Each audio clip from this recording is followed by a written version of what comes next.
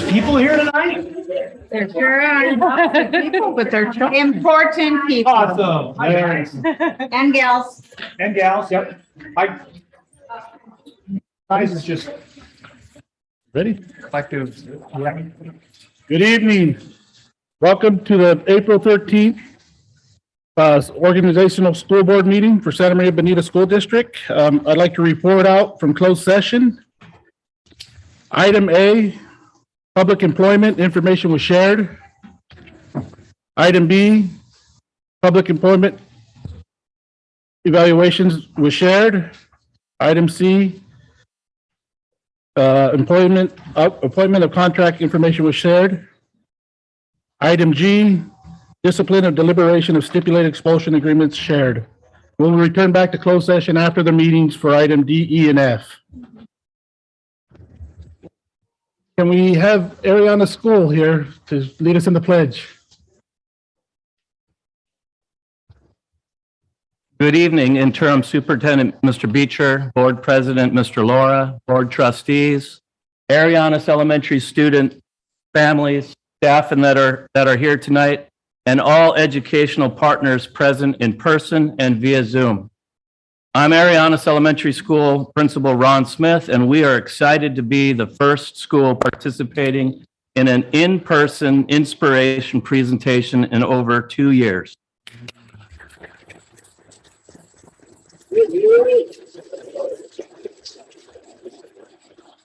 Each day we are getting closer to that new normal, and I'm sure you are excited to have students here today. I would like to invite Zachariah Ocampo to come up and lead the Pledge of Allegiance.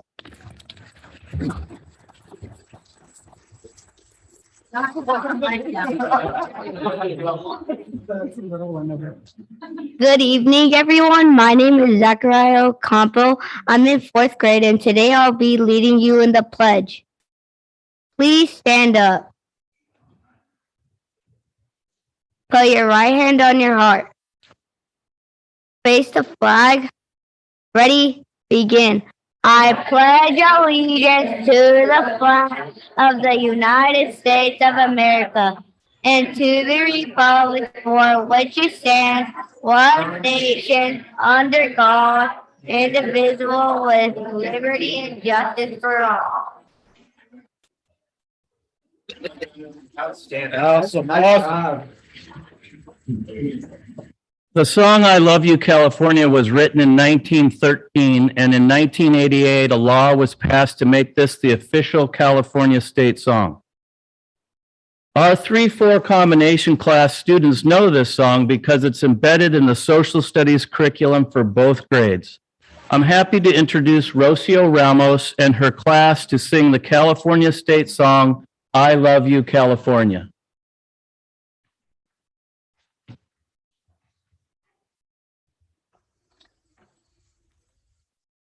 Smith, can you go down? Cut them from where they can. But there's all these parents. Parents are over there. We'll turn around. There you go. It's like we're learning to walk.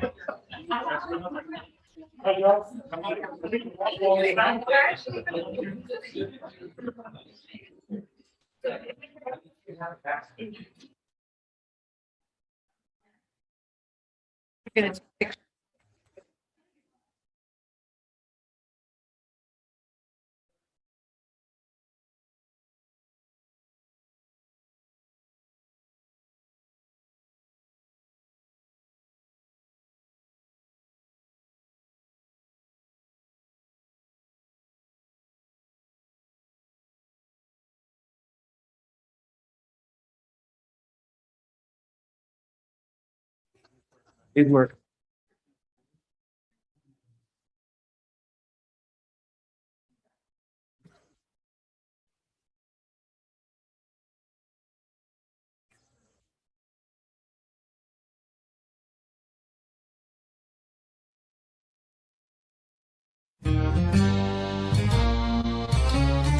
I love you, California. You're the greatest state of all. I love you in the winter, summer, spring, and in the fall.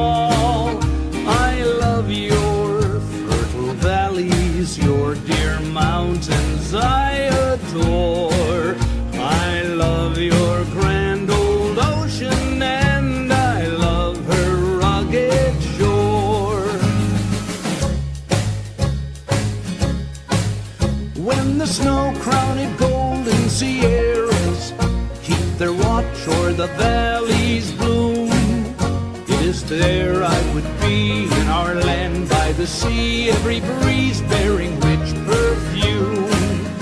It is here nature gives of her rarest, it is home, sweet home to me. And I know when I die I shall breathe my last sigh for my sunny California.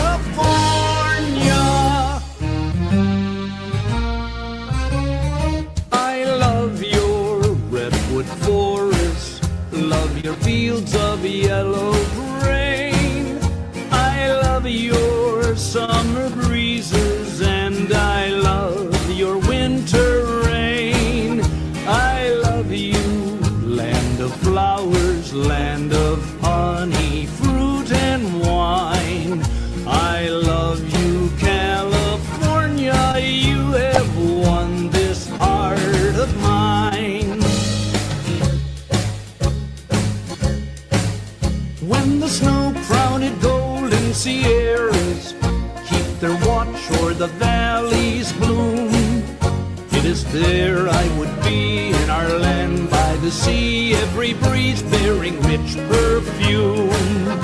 It is here nature gives of her rarest, it is home, sweet home to me.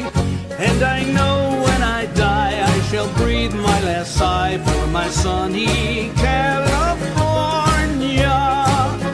And I know when I die I shall breathe my last sigh for my sunny California.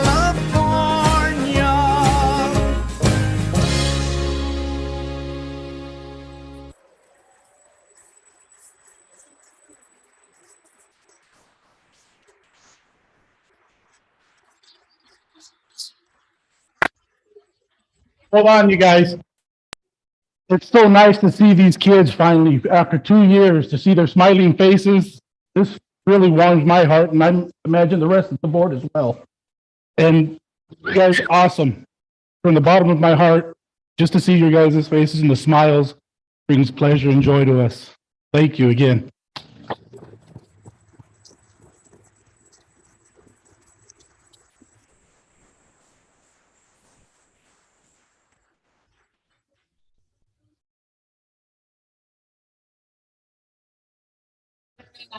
Gentlemen,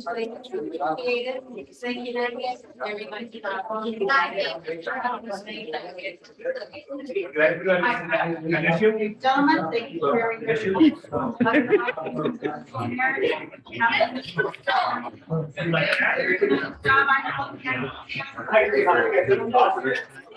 They're on the list here. Benito Flores on there. Here, you can give that to him.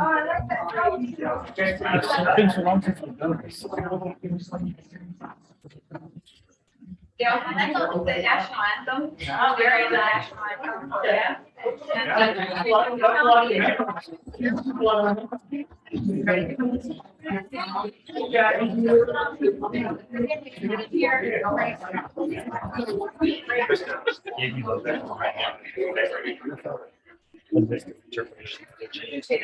Sheriff, yeah, you have it now. Thank you, parents. They did an exceptional job. We appreciate you. Muchísimas gracias.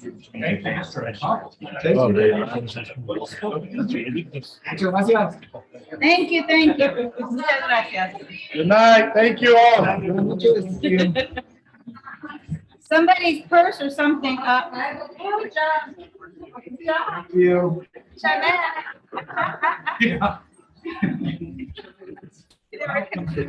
Behind her. Forward. I know.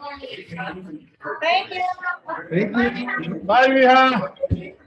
I'm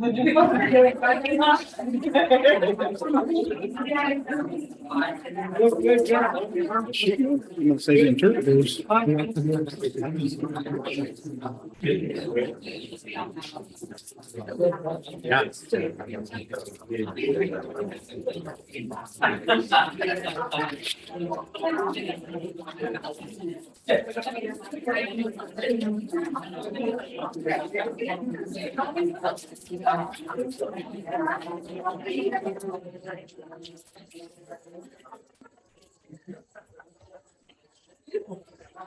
Where's our rocks, Ricky? I didn't bring them. Mine's in the. Where's the rock? In the office. Oh, yeah. I was gonna bring it. Kristen threw mine through the window at my house. And dropped it off. Attached to it. I love hate. Can I start with that? Even for the restroom. He brought his rock. We all appreciate ours, though. Yeah, Thank I you forgot very mine. Me and John had that conversation and I was all excited when I got it and I can literally kick my backside with my own foot because I was so upset, believe me, because I didn't bring it. I left Mrs. Goodman's book yesterday. Oh, that's right, it's in the restroom. Now we have to do business, sir. Yes, and I need to go back, call the meeting to order, being we haven't had in-house meetings, I feel like a rookie. So, roll call? Mrs. Cordero? Yes, I'm here. Mr. Hollinshead? Mr. Valencia? Mrs. Flores? Here. Mr. Laura? Here. And I also skipped the introduction of our interpreters. I'm sorry, my fault. We have Benito Flores Ramirez and Ms. Sandra Carranza interpreting for us tonight.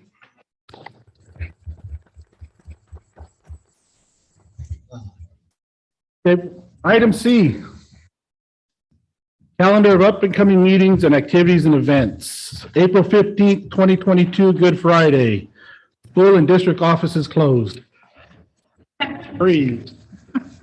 April 18th through the 22nd, spring break, schools will be closed. May 11th, 2022, regular board meeting. Before we go to public comment, I want to go to item 5 on the approval of the agenda. I want to make a motion to table the Director of Human Resources until we have the superintendent in place to be on board to go through this process. So I'm making a motion. I'll second. Mr. Lara makes the first, Mr. John Hollinshead seconds. So we will table And we don't vote on Director of Human Resources until the superintendent is in place. Item R, Item, group management job descriptions. yes. That's the one? Okay.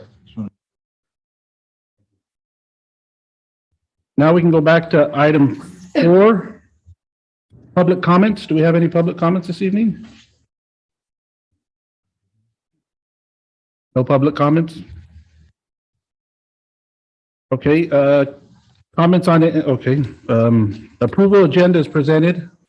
Move to approve. As amended. As As amended. amended. Mr. Hollingshead moves. I second. Ms. Flores seconds. Roll call? Mrs. Cordero? Aye. Mr. Hollinshead? Aye. Mr. Valencia? Aye. Mrs. Flores? Aye. Mr. Lara? Aye. Action item A, 7A, student discipline of stipulated expulsion agreement between district and parents of expulsion number 21-02 and 21-03. Point of order. Point of Did we approve the consent agenda yet? Oh, I'm sorry. You got excited with those kids. Completely threw us off. Item 6, consent agenda. Move to approve the consent agenda. I second. Mr. Hollingshead moves, Ms. Flores seconds. Roll call? Mrs. Cordero? Aye. Mr. Hollinshead? Aye. Mr. Valencia? Aye. Mrs. Flores? Aye. Mr. Lara? Aye, motion passes. Action item 7A, student discipline action of stipulated expulsion agreement between district parents of expulsion number 21-02 and 21-03.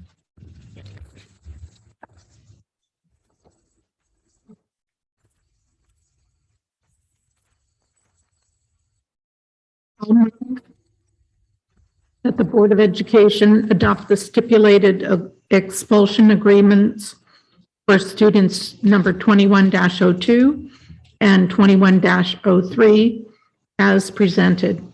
I second. Ms. Cordero moves, Ms. Flores second. Roll call? Mrs. Cordero? Aye. Mr. Hollinshead? Aye. Mr. Valencia? Aye. Mrs. Flores? Aye. Mr. Laura? Aye. Motion passes. Item B, comprehensive safe school plans. Mr. Zimmerman, good evening. Good evening. Hey. You're light. All right. Good evening, Superintendent Beecher, board, cabinet. Thank you very much for having me tonight. And I am kind of the warm-up band. We have the real rock stars coming up in just a little bit. Ms. Alvarez and Dr. Palmerson are going to be here to discuss some of the great things they're doing at their schools. But I'm going to talk a little bit about the comprehensive safe school plans that we do each year. So, almost. Getting back into the swing of things.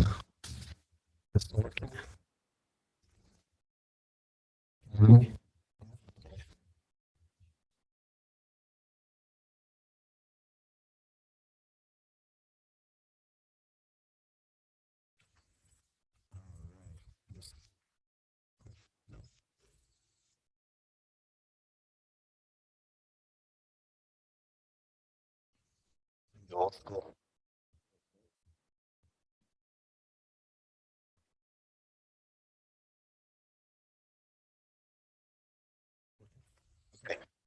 All right.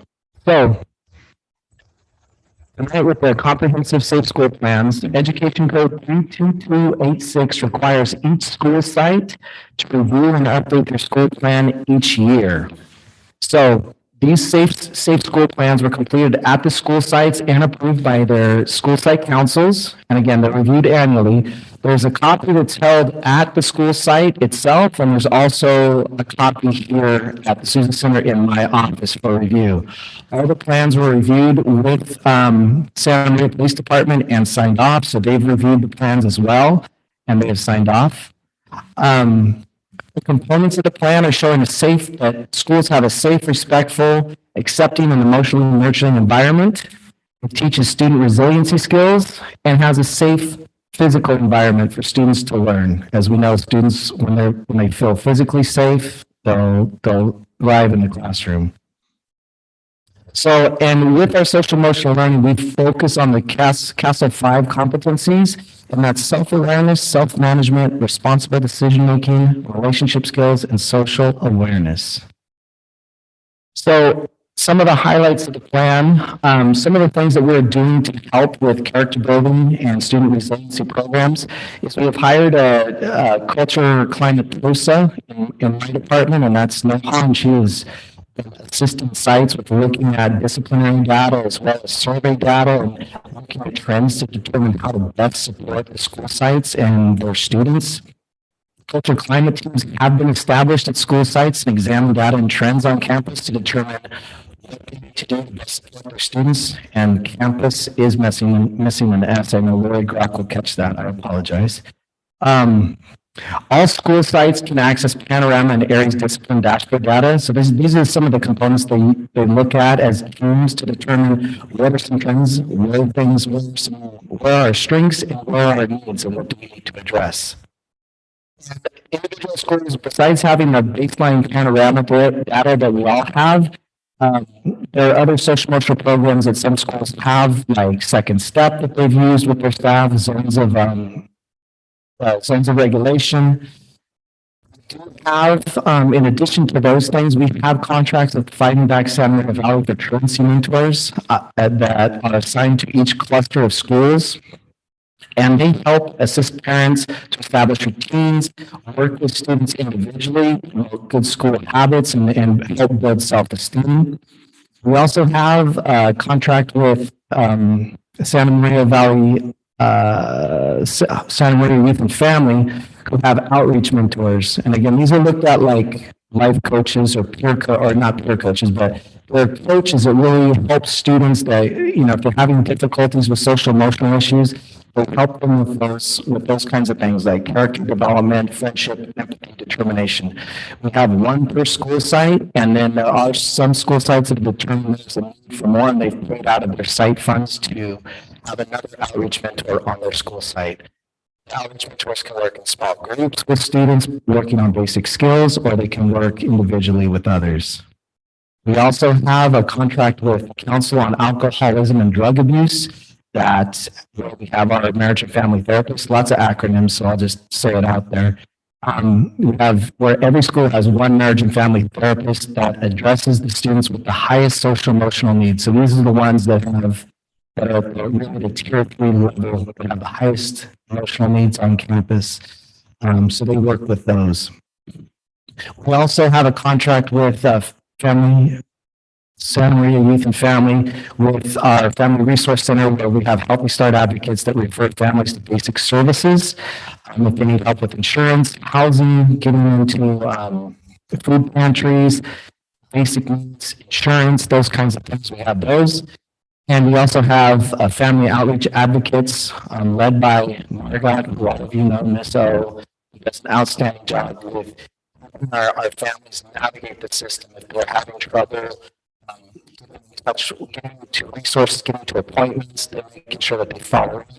And if they have questions, they are there to answer them and guide them through that process.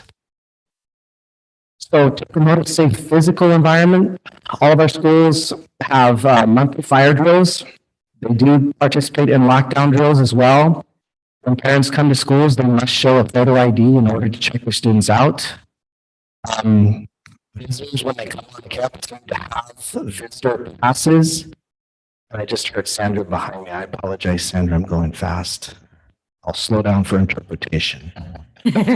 So they will have their visitor passes to show that they are allowed on campus and they just haven't wandered on.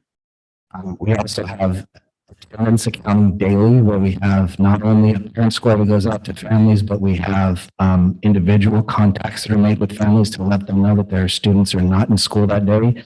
So in case somebody slept in and parents are at work, they can go pick them up. We have district-wide employee badges. And then all of our schools have fencing to maintain a safe physical environment.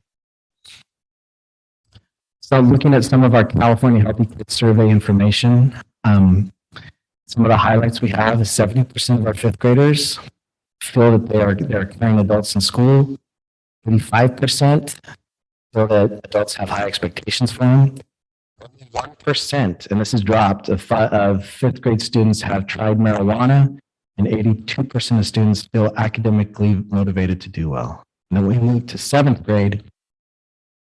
We have 56% of our seventh grade students who feel they're caring adults in school, 71 that have high expectations with adults, 65% report they are academically motivated to succeed, and 4% have tried marijuana, where 1% of seventh graders have smoked a cigarette.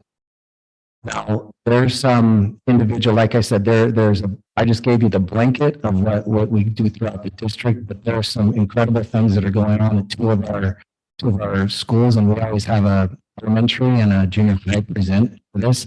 So I'd like to welcome Ms. Alvarez from Furlong, who is going to go through she's going to talk about some of the things she does on her campus with her students, in addition to all this that really builds a safe, positive school culture.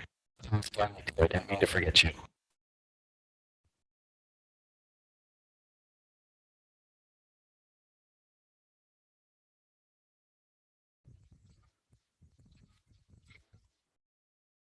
Good evening, Interim Superintendent, teacher, board members, and cabinet members. Furlong Elementary. And we have been doing a couple of things to support our social emotional needs at our site and getting kids ready for college and career. Our Furlong vision for success. The Furlong Elementary School is a place where everyone respects and supports one another so that we can always focus on what matters most, preparing our students to be college and career ready. The student goals at our school is that I will learn the skills that support my academic and social emotional needs so that I can be college and career ready. Our motto this year is all means all. I want to point out that both our our vision and our student goals focus on getting kids ready to be college and career ready. And to do that, they need to have those academic, not only academic needs met, but also their social emotional needs met. So we are highlighting, or we're starting meaningful work. Meaningful work is a system that we're putting in place that changes student behaviors with school jobs. The purpose is to provide students with opportunities and to have a purpose and to experience success. We want our kids to experience success. We want them to go through a process that gets them college and career ready. So our process it's a multiple year process. So I have to say this because sometimes people think I want to get it all done in 1 year. This is not going to happen in 1 year. So it is many years. So we're starting just with our upper grade students. And this year we started super small. We just started with 6th grade. We have to continue next year by promoting this work. Our 6th grade leadership team is what we started with. And they did a phenomenal job this year. And other teachers are seeing the great things and the great work that they are doing. So the next step is that we are going to start by getting some staff buy-in. We need staff buy-in to make this program work. We need to identify and recruit jobs. What are some jobs that we want on our campus for our students to be able to do that they will feel a sense of purpose and a sense of accomplishment? We are then going to post job openings throughout the school. They're help wanted signs, and I'm going to share a couple examples. So these posters are going to go out and flyers for students. And we're going to start with upper grade. And eventually, hopefully, we will, throughout the years, move all the way down, and it goes all the way down to kindergarten. After the postings, the students will have to go through the application process. They need to apply for the job. And that includes obtaining referrals or references or recommendation letters, depending on the grade level. We will hold professional job interviews with these students. We will then match students with the jobs. And again, in the future, when we have more whole school buy-in, we will hold a job fair, a real job fair for these students. That is why our student is dressed in a suit. That is how they will come for the job fair. So it's really the purpose of this is to get our students understanding what it takes to get a job. And understand that their character matters, because in order to get a job, they have to have references and recommendations. And if you have behavior that is concerning, they're not going to get the references and recommendations. We did start this year, that whole process with interviews, application, interviews, references. And we did this with our 6th graders, with our leadership team. It was led by Mrs. Amendola. I was going to go over the slide and explain all of the wonderful things that our leadership team is doing, but they are actually going to come on May 11th, and I think May 11th, and share this with you themselves. So I don't want to steal their thunder because they are doing amazing things this year. We're going to move from I was going to share a couple. So an example of a help wanted would be a playground assistant. Help wanted, playground assistant. The playground assistant helps younger students learn games during recess. You must have a happy, friendly attitude at all times. Duties. Report to the teacher on playground duty. Identify young students who are alone. Ask the student to play games. Make sure all students get to play with others. Encourage and praise students. Help ensure playground safety. Report misbehaviors and safety problems to the teacher on playground duty, and help students return to class on time. So that is an example of a help wanted sign that we would put out. With that, we are going to switch it over to what are we doing to support the social emotional needs that we are seeing on campus. So we have for you a couple of quotes that are very close to our hearts. I'll read the first one. In my world, there are no bad kids. just impressionable, conflicted young people wrestling with emotions and impulses, trying to communicate their feelings and needs the only way they know how. Very important to come back to, quotes like this that identify and focus on who our kids are and who they're trying to be and become every day. The other quote says, a child whose behavior pushes you away is a child who needs connection before anything else. And so falling right in between these two quotes, we've highlighted some key phrases from our student vision for student, our vision for student success, and also our HQIIs are, because we oftentimes think academic, school is academic, but for that academic piece to be successful, we have this underlying critical social emotional learning that also needs to support the academic. So we've highlighted some of those phrases for you that you're very familiar with. Student ownership, culture of learning with high expectations, students supporting all students, demonstrating learning, focused on what matters most, improving every day, and strives for growth. So some specific things that we've started already. In our primary grades, I don't know how the other schools are doing with primary grade behaviors, but we felt the need to create what we call our hands-off academy. And so teachers were invited to recruit 1 to 3 students per class. We started with just first and second grade. And I will embarrass her, but our outreach mentor, who's in the audience, Polly Armstrong, is the leader, the brave, fearless leader of this group. You can see them there meeting in our new parent room. And the goal with these students is to train them up, to show them, to demonstrate, and to have them practice what it means to be a responsible student on campus. How to keep your hands off of each other. I think we all say that probably 100 times a day, and it still happens. So it's practice makes perfect, right? We're just going to keep on. She has videos, she has activities. We're going to actually put them in real experiences and coach them until it's ingrained in their minds how to correctly behave. So we're really excited about this. They love being there. It's fun to watch, but this is how we're getting started with this group. We also have dipped our toes into what we call Roar Academy, because Panthers roar. Roar Academy, the design is that students who get in trouble, and you think about the 2 quotes that I shared earlier, there's probably some underlying concerns or issues or things that they're grappling with. So Roar Academy gives them an opportunity to deal with those issues, those concerns, but also to work on the behavior that they have messed up with.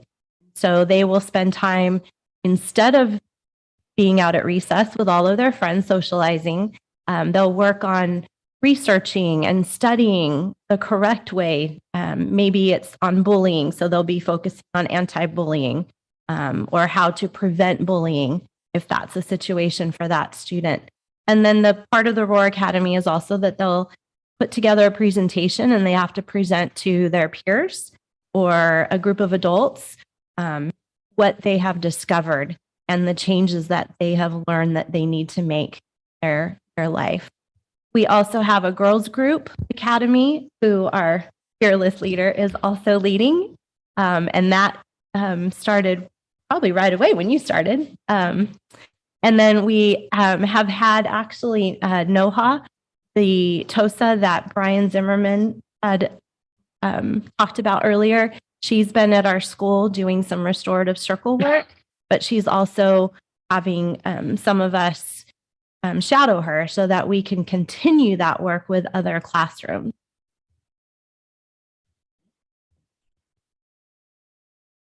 We do this because we feel that it's very important that our students get the tools they need to be successful. You know, oftentimes we've all made mistakes. Sometimes we don't even know why or what the, you know, why we got in trouble. I was a kid. There's many times I did stuff and I would do it over and over and over again. And until I was given the tools or the understanding of why that behavior was not acceptable and what I can do different, wasn't until then I would change my behavior. And so that is the purpose of all of these academies that we're having kids. Question? I have a question. How many students are involved in this? Collectively, you have Just a quick number. I mean, because you're thinking about 150, 100 okay. staff, I would say, just collect all of the different staff. But I know that there needs probably another 100 to 200. Well, it'll grow, I'm sure. But I just in the initiative of just starting something, you kind of think you have just a group of 10 or a group of 20. That's why I wanted to kind of get a sense because there's a lot going on here. Our academy, our hands-off academy has about 14 kids. Our girls academy has 6 kids. Our leadership, I think, has 10 kids. And then like the little dipping into the Roar Academy, that's just individual when we have personnel that can do it. Yes, I get it. Doing those activities with the students. So we've experienced with many of those. Like today, I had one in my office and we visited his behavior and why. And we learned a lot from each other. Like I didn't know some of the things he was dealing with actually. Right. And he didn't know that he's able to ask for a cool down spot or I need, you know, so there was a lot that, you know, that came out of that activity for us. We got some tools and some support and we learned a lot. So, and just with your leadership outpour, when they greeted us, when we were there for the reading time, having the one-on-one, because we did spend time speaking with each other, I found out that one of the young ladies had older sisters and brothers that had gone to El Camino and had my daughter as a teacher. I mean, this was just about a 5-minute encounter. And they were very set on their outcome with what they needed to do with us as visitors. And you could tell because the classroom I was in had a couple of other leaders that excused themselves politely because they needed to get the next adult readers out into the community at Fairlawn School. So you can see it happening. It's very visible when you're on campus. So thank you for that. That was really special. And the rock.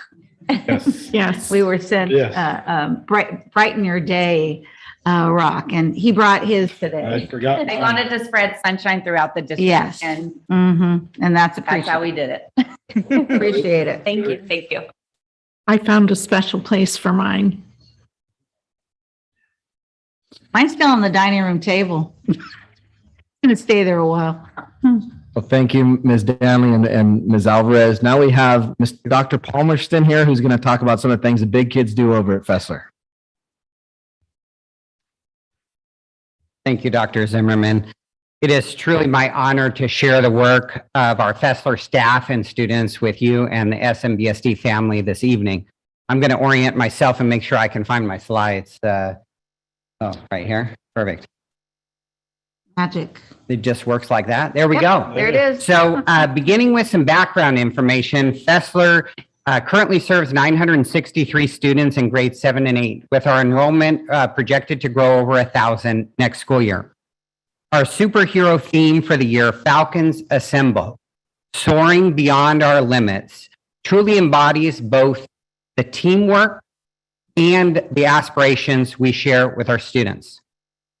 As we return together, our entire community, as an entire community this year, our focus has been on creating a positive environment for students and staff. While I could talk all night long about the great work at Fessler, Dr. Zimmerman has asked me to boil it down to 2 things. So I'll share with you guys this evening about our counseling programs and our student leadership programs that support this positive and safe school environment.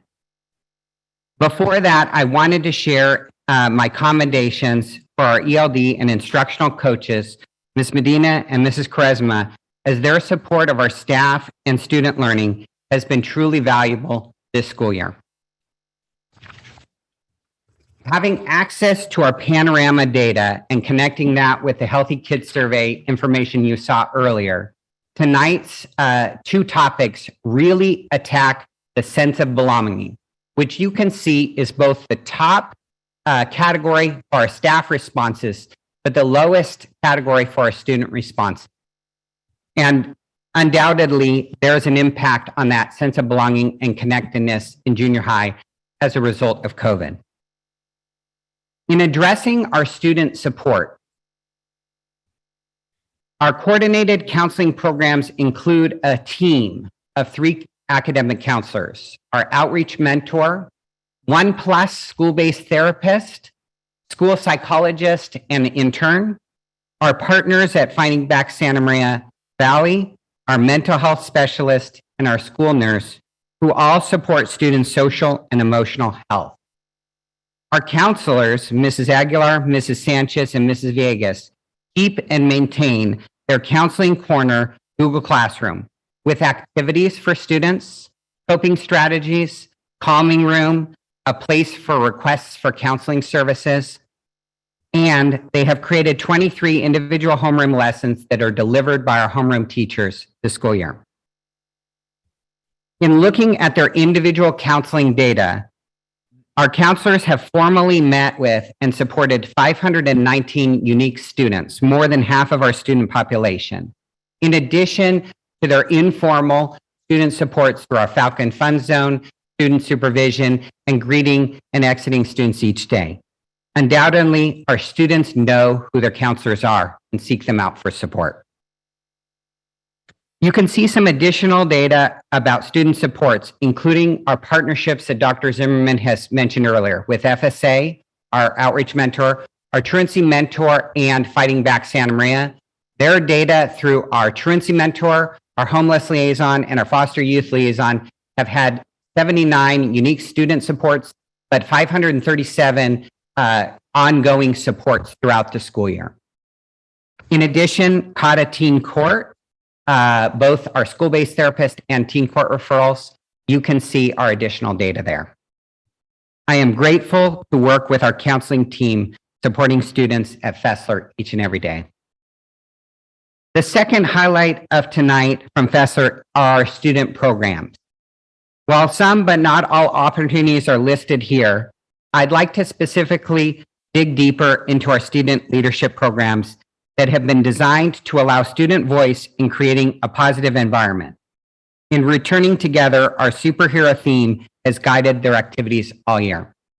But before I go more in depth, I might not want to pass by our therapy dog visit, which you may have seen some positive press on. And I wanted to also share that our counselors brought the therapy dogs back for our last minimum day professional development to not just take care of our students, but take care of our staff. And it may have been a little harder to pull the dogs away or the staff away from the dogs than maybe the students. And so that's been a great joy. And they've been students have been asking, and our staff has been asking about that again. So going back to our student leadership, they have created and hosted lunchtime activities, student and staff buddy activities, and produced their own weekly update videos. In addition, they have created 7 week-long spirit activities, and you see some of the themes there, including our most recent week, which was last week, the Dude Be Nice week. One anecdote came from our student security personnel. One of our security personnel said on the radio the other day, Mr. Palmerston, can we do this bingo card every week? I see kids being so kind to each other, and I see them taking care of our campus and picking up trash.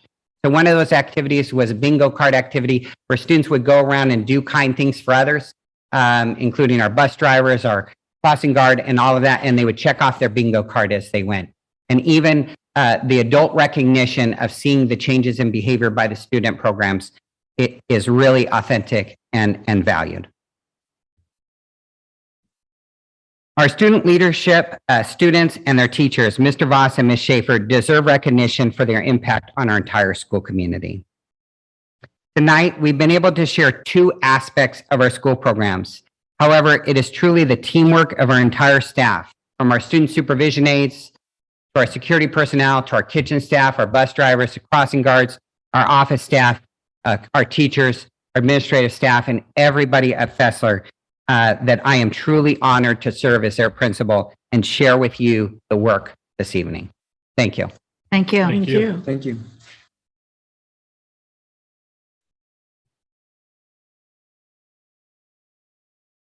Right.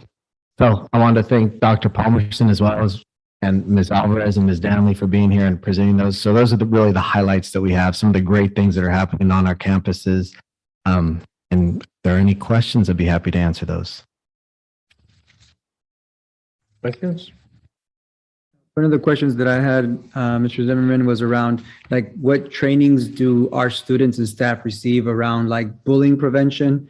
You know, some of our students have let us know, right, that that's been it's a constant area of concern. Particularly, I was outreached to by some students at the high school level who experienced anti-LGBT or the perception of being anti-LGBT bullying. And so what trainings are staff and students receiving to be more cognizant of those dynamics and how to prevent or minimize those issues? So there's a training that goes out every year at the beginning of the year that all staff watch. It's Me as a Polar Bear. And it's a video that goes through all of the components of bullying and how to report, and that it needs to be immediate. And it goes through all of the policies that we need to follow as well. You know, every school site they have their own components, like we saw tonight with Fessler and Furlong, where they have their own different ways of social emotional programs that they have. We do have the panorama data that we're able to utilize to see where are there problems and how can we best address those. Noha has been a great resource to all of our school sites. She has gone our culture climate TOSA. She's done a lot of work, as you hear, with restorative circles. It hasn't just been, you know, at one or two sites. She has gone to a number of school sites to support culture climate teams to address issues such as bullying, come up with specific lessons, and really work with the students in the hot spots, the grade levels, things like that. Follow-up question that I have is regarding our security. What do we call our security teams on our campuses? Do you know? Do they have a specific name? Well, it's Quest National Security is the firm that we're going through, but it's our security guards that we have. So we have two at each junior high site, plus there are two supervisors that go between. One goes to two junior highs, one goes to the other two junior highs, and they float back and forth to make sure if people are going on break or lunch, that there's always going to be two bodies on campus. And they've done a great job of juggling those things back and forth. And they've also become, you know, within the first week, I met up, Nicole Wiseman and I met up with the junior high principals to see how are things going. And they said, you know, we were surprised these guys came in within a week and they made connections with all the kids. And it's a positive. It's not a negative thing. You know, where they're, you know, busting people. It's more of they're going in, they're shaking their hands, and they're building relationships. And there's a lot of positive feedback between the kids and from the security officers, and administration's been really happy. And that was going to be my follow-up question is like, what type of trainings do these security folks get? Because I know that at the San Maria High School campus, for example, a lot of our security team are like coaches, for example, or community people who are really effective at building those relationships so that when things do happen, there's that trust.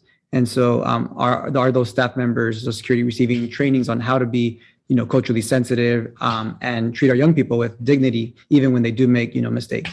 So there is if they're going to work on school campuses, there is a specialized training that they do need to perform before they come onto school campuses. So they did take that training. All the officers did take that training. I know we were hiring them right before we came back from winter break, and they were going to start right away. And we were at crunch time because they're like, you know, we're getting these guys certified. We're getting them through these classes and making sure they get them before they can even step on school campus. So they had that, as well as that. Nicole Wiseman and I also met with the site administrators and security teams and let them know about here's the expectations Santa Maria Bonita School District has. And then site admin also walked them through some of the school, you know, unique school rules, because every school is a little bit different. So they made sure that they covered what is specific to Fessler, Kunst, Arianas, El Camino. But we also talked about just some basic, you know, from our experience as site leaders as well, some do's and don'ts, just to be aware of those as well. I was on the El Camino campus today and a couple of weeks ago also. Very visible, very supportive. Made sure, because I had my badge on, but they knew I wasn't a familiar face and they just wanted to make sure I knew where I was going. And they came over just to check, and I thought that was very mindful of them. But you can see how they move through the students on campus and how they are in a lot of places. I am very appreciative to have that there. You know, we had a small little assembly today, which I went to see, and they actually, one of the individuals just took over letting the kids come in, the ones that needed to be there, so that another teacher didn't have to do it. She could run the actual little assembly that they had. So it was a really very nice feeling to see that happening. And I was at a junior high site today, and when the bell rang, when lunch was over, 4 or 5 kids came up to the security guard and fist bumped them and say, "Hey, I'll see you tomorrow." And so, I mean, they've really acclimated well to the school site and with the kids. Good to see today. Any other questions? Move to approve the comprehensive safe school plans as presented. I'll second. Mr. Hollingshead moves, Mr. Valencia seconds. Roll call? Mrs. Cordero? Aye. Mr. Hollingshead? Aye. Mr. Valencia? Aye. Flores? Aye. Mr. Lara? Aye. Motion passes.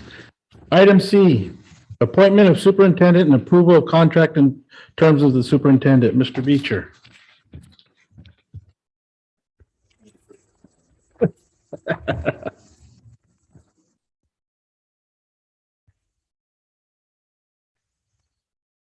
Board is asked to consider and approve the appointment of a new superintendent effective July 1, 2020. Move your mic closer. The load. I'd be happy to.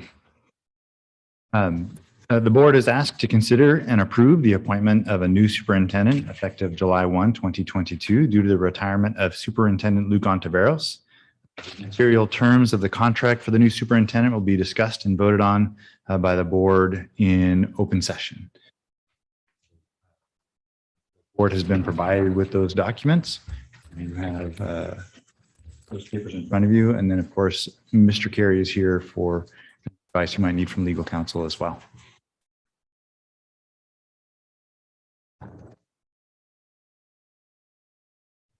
Space for questions now? The space for questions? Yeah, or who would like to make a motion, or if there's any I questions? have questions. Mr. Beecher, I noticed in the summary that there was that none of the cabinet positions that are up for contract renewal received any evaluation, a formal evaluation. Do we know why that is? We're on the superintendent. We're on the superintendent. Superintendent. Okay, I'll come back That's to what that. we're.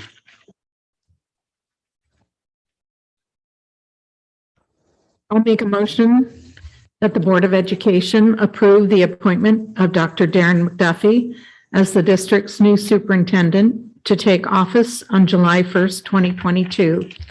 It is further recommended that the board publicly approve the compensation and other material terms of the employment contract for Dr. McDuffie and authorize the board president to execute a contract with the incoming superintendent containing the approved material terms. I second. Ms. Flores moves, Ms. Cordero moves, Ms. Flores seconds. Can I get a roll call? Mrs. Cordero? Aye. Mr. Hollingshead? Aye. Mr. Valencia? Aye. Flores? Aye. Mr. Lara? Aye. Motion passes. As our new superintendent will be starting on July 1st, 2022. Welcome, Dr. McDuffie. Item E, approval of deputy superintendent contract. So, I'll go ahead and read Gotta introduce for the it. folks what the item says, and then we'll get to the question you want to ask. It'll be a little strange to be talking to myself almost in. Matt Beecher has served as the Deputy Superintendent of Business Services since July 1, 2019, having previously served for many years as the Assistant Superintendent for Business Services. The written contract of Deputy Superintendent Beecher is currently, in its current form, appears on its face to expire June 30, 2022. However, the contract provides that the Deputy Superintendent is to be evaluated by the Superintendent annually, and upon a satisfactory evaluation or no evaluation, the term of the contract is to be extended 1 year upon board action during open session of a regularly scheduled board meeting. No formal evaluation was provided to the Deputy Superintendent in the 2019-2020 school year or in the 2020-2021 school year, and no formal evaluation will be provided for the 2021-2022 school year. Therefore, pursuant to the terms of the Deputy Superintendent's contract, the contract term should have been extended 1 additional year each year during the following years, 2019-20. It should have been extended to June 30, 2023 in 2020-2021, and it should have been extended an additional year to June 30, 2024, and in 2021-22, it should have been extended an additional year to June 30, 2025. In addition, the language in the contract of Deputy Superintendent Beecher regarding salary increases is inaccurate in purporting to apply off-schedule compensation increases as on-schedule increases. Although this was never done, has never been done in practice, the language needs to be corrected.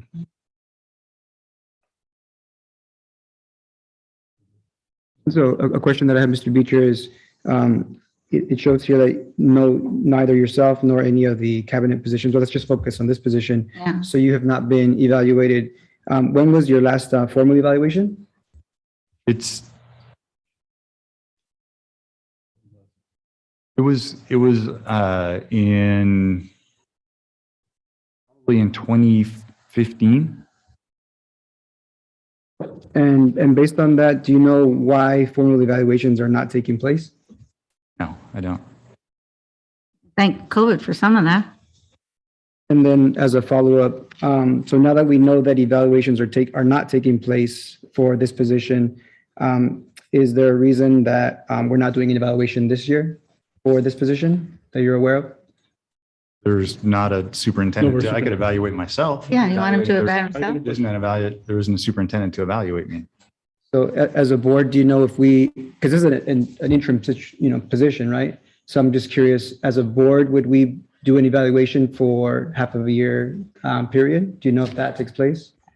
This is for his job as deputy superintendent, not interim. Yeah, but I'm just asking because, there's no evaluations. No. And so that's part of why I'm bringing this up, is because it's a concern that if our management administrators are not going through evaluations, but our teaching staff are going through evaluations and our classified are, I just want to make sure that we're not setting that double standard. I want to make sure that we're modeling, right? That we expect our leadership to also go through evaluations. So that's why I'm raising this concern. Well, I think that might be followed up with the new superintendent. I would agree with that. I think the oversight to some degree is probably lies without having information each time, during those years when the contracts were presented to us for approval.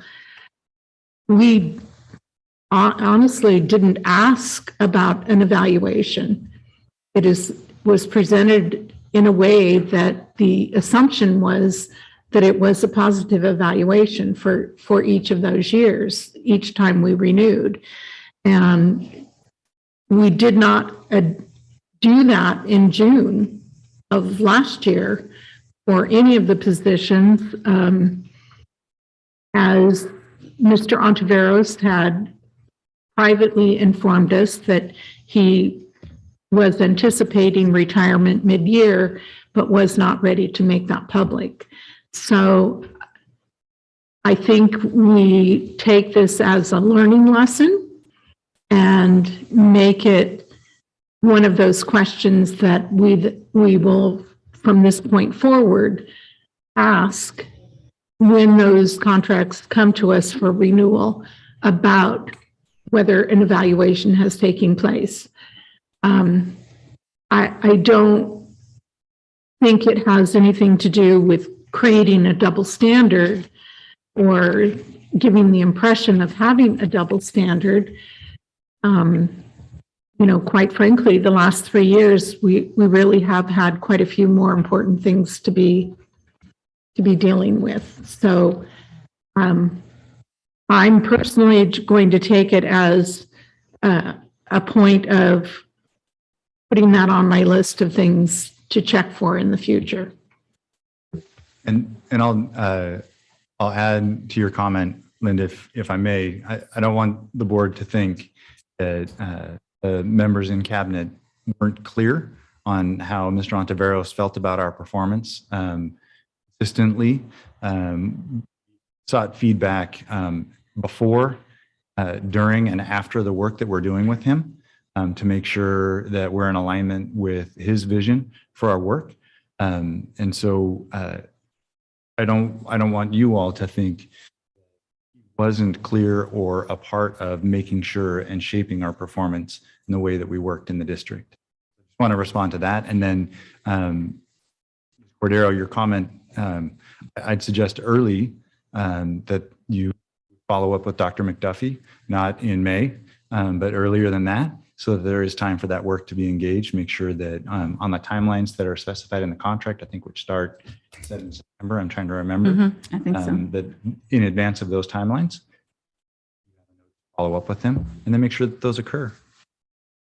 I agree in that. And I think, one of the things that happened is, or the way that I recall things transpiring was that a lot of these things were closed session items that were listed, and it was verbal. But I also agree with Mr. Valencia that if we're going to have those expectations, we need to have them across the board, and there needs to be something more than that than a verbal, and there needs to be an exemplary of process everywhere, so that there's a sense of equity on the part of all the staff, regardless of whether they're in this building or.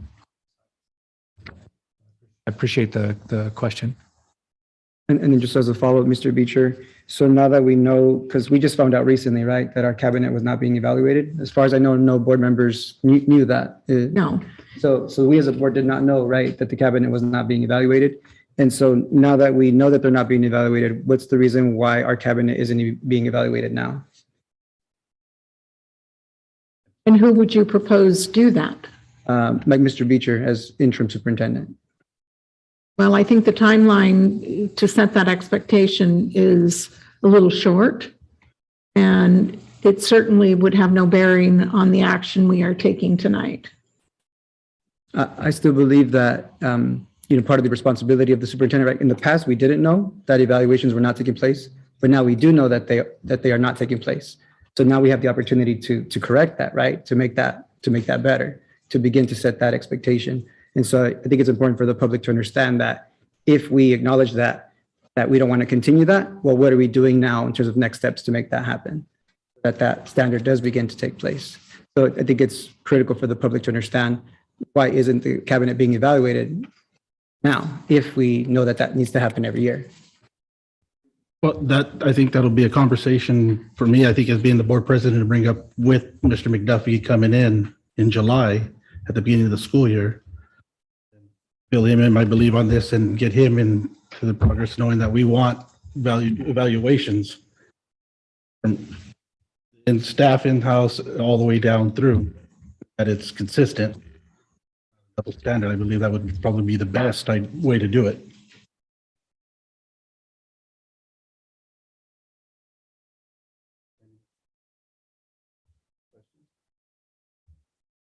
I have a follow-up question.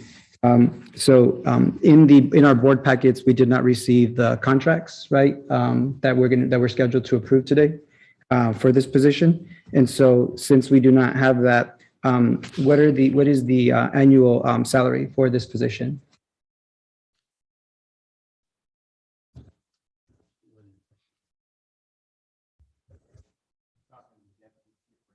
Yes. What is the annual salary for this position that we're scheduled to approve now?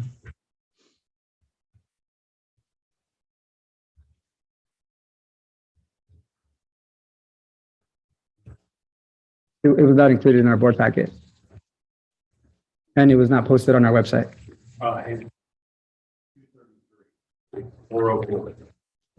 So just to clarify, is that $233,404? Yep. And do you have a breakdown of what that becomes on a monthly basis and on a daily basis?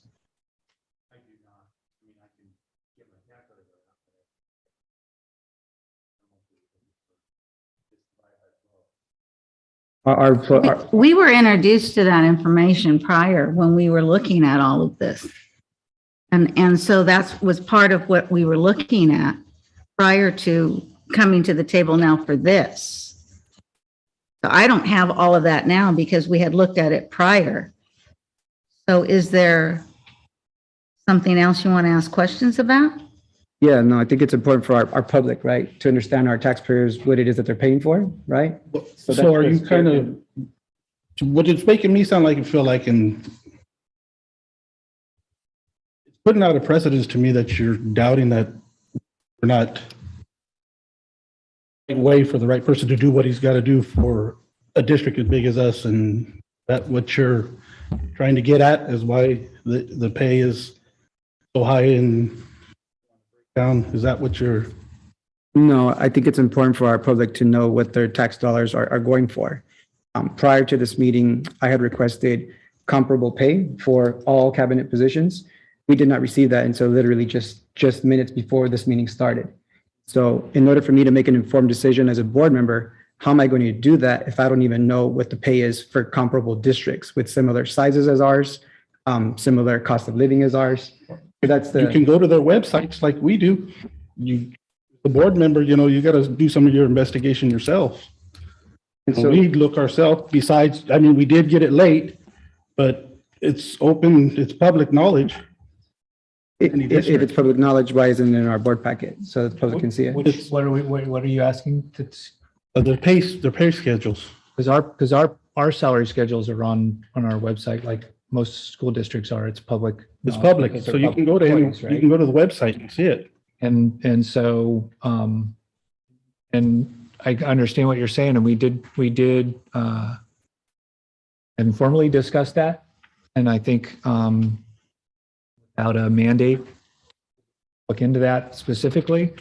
So what I did, I think what Mr. Lara is alluding to, is I went on the CDE website, looked there, and then looked at what districts I felt like comparable, either in lunch, unduplicated students, size, because there are differences, I think, in when you get a unified salary versus an elementary salary, and tried to get a sense of that itself, and then also do a geographical comparison. Compared us to Bakersfield, to Lompoc, to Lucia Mar, and to St. Louis Coastal. So, I mean, you could have gone up as far as Monterey, and I think if you get too far south, that's probably not a comp. But so I think that's part of what Mr. Lara is alluding to is in that case, we also want to prepare ourselves as board members. But I understand where you're coming from, and I think again, this is one of those things where kind of what Mrs. Cordero was talking about. We learn from from this as to how we make sure that we mandate we get or clarify that we get information. Make sure that we formally move to get that or what have you when we're in a setting like that, so that there's no mistaking that we've asked it for that information, and then as you're saying, we get it in a timely fashion. Because it does help us to present that. The comps aren't certainly going to go out to the public. But we can make some of that information known as it's germane to the exact business of order, what we're doing right now for these contracts. It's relevant, but not applicable, if that makes sense. So I understand where you're coming from, but the bottom line is that because those things weren't done, there wasn't clarity in that. but we have to act on them the same way.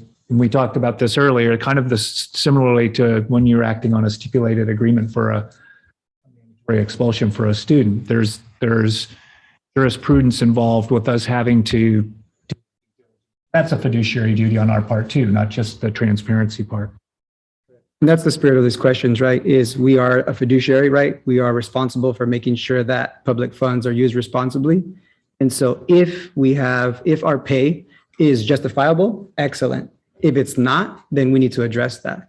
And so the spirit is not in any way meant to attack anybody or to say, you're not doing your job or you're not.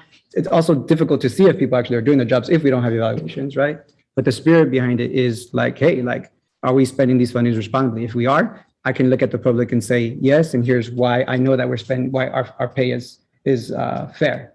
Well, we have approved salary schedules in the past for each, superintendent, deputy, assistant superintendent, teachers, classified.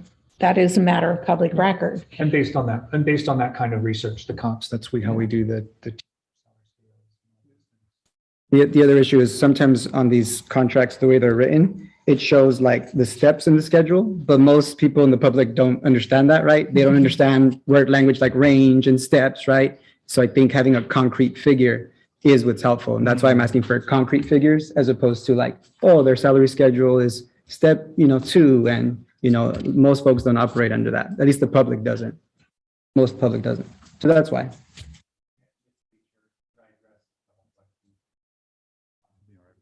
But part of the evaluation, just like teacher evaluation, is not a one-stop shop. It's a process. And the assistant superintendent and the deputy superintendent contract as good as the contract. Here is the evaluation process. So, this thing in the game, since the superintendent evaluation process, we're not aware of. You can't just say, okay, we're going to do evaluation now. We're certainly free to direct the new superintendent to the priority, and we want them to follow the process. Yes, correct. The second issue is with regard to comparables. And if you want to get into closed session, I just want to say the most important rule in the EdCode isn't written. It's called the rule of 3. And that is that your staff and your legal counsel take direction. Individual board members have 0 power. 5%. And if I don't get clear direction for 3, then I don't undertake tasks. If I undertake tasks, it costs money. So I think I would not proceed to spend money with one board member asking for clear direction.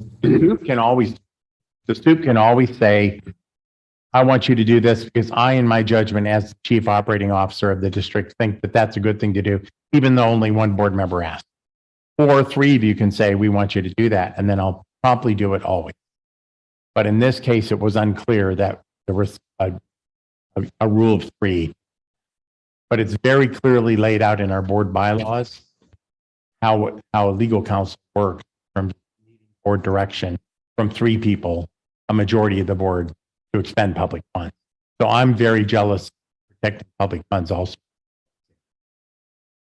Thank you for clarifying.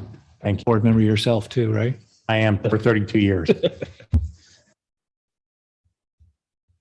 So that sounds more like I'm a masochist public servant.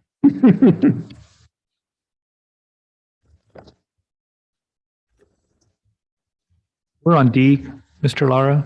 We are on 7D. So I'll move to amend the Deputy Superintendent for Business Services contract such that it expires on June 30th, 2025. It is further recommended that the board authorize the board president to execute an amendment to the contract containing the approval material of terms. As presented, it is further recommended that the language in the Deputy Superintendent's contract regarding salary increases be corrected to conform with actual practice as to off-schedule salary increases. I'll second. Mr. Hollingshead moves, Ms. Cordero second. Roll call. Mrs. Cordero? Aye. Mr. Hollingshead? Aye. Mr. Valencia? Abstain? Mrs. Flores? Aye. Mr. Laura. Aye. Motion passes. Item E. Approval of contract for Assistant Superintendent Instructional Services. Thank you very much, Mr. Lara. Most of the content of this item is precisely similar to the item that we just described with the Deputy Superintendent. If you would substitute Assistant Superintendent and the name Bijou Beltran Resources, then you'll understand the scope and scale of this item. Is that the one we're talking about? Human resources? No. Oh, Item E? item E, I'm sorry. 70. Yeah, I was gonna say. I jumped over we're one. okay. I'm- Yeah. That was me, It's that's over one. I'll move that the Board of Education. Madam, I have a clarifying question prior to making the motion. Oh. Just a clarifying question. What is the current annual salary for this position? Could you help us out with that? The current annual salary, well, again, the placement that Assistant Superintendent Beltran is at now is at step 6, and that salary is 180, 106 for range 2. So I think she's on range 1. So just, No, she's got a master. Range She'd two. be in got a range. master's.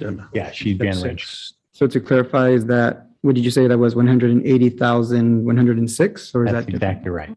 Gotcha. And can you do some basic math and break that down for us on what's the monthly? About 15,000? About 1,000.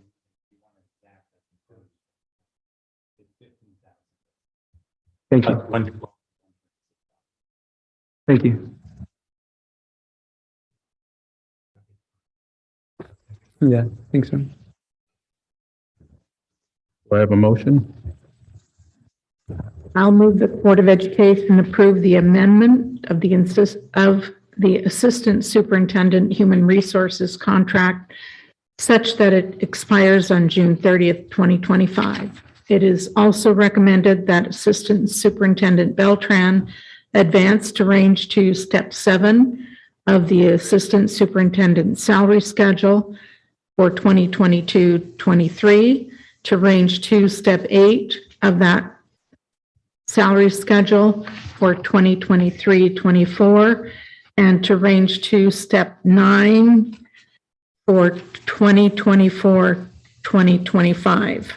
It is further recommended that the board authorize the approved material terms as presented. It is further recommended that the language in Assistant Superintendent Beltran's contract regarding salary increases be corrected to conform with the actual practice as to off-schedule salary increases. My second. Ms. Cordero moves, Ms. Flores second. Roll call? Mrs. Cordero, Aye. Mr. Hollinshead, Aye. Mr. Valencia, Abstain. Mrs. Flores, Aye. Mr. Laura. Aye. Item F, approval of contract terms, Assistant Superintendent Instructional Services. Teacher. Thank you very much, Mr. Lara. This item is also very similar to the two prior. If you'll replace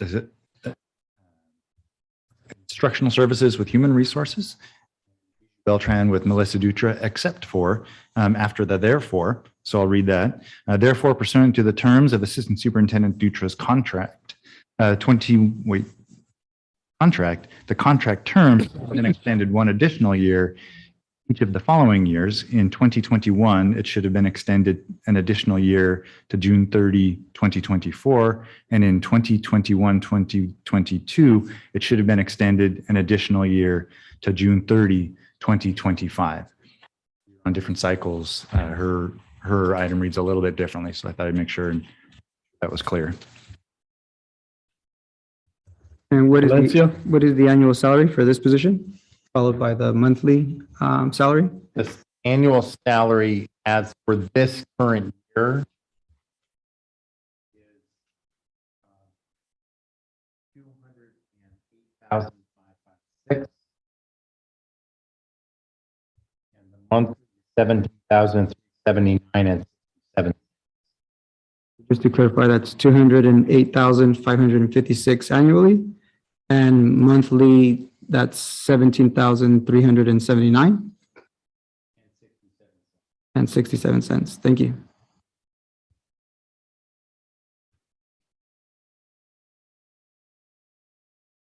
Recommendation or question?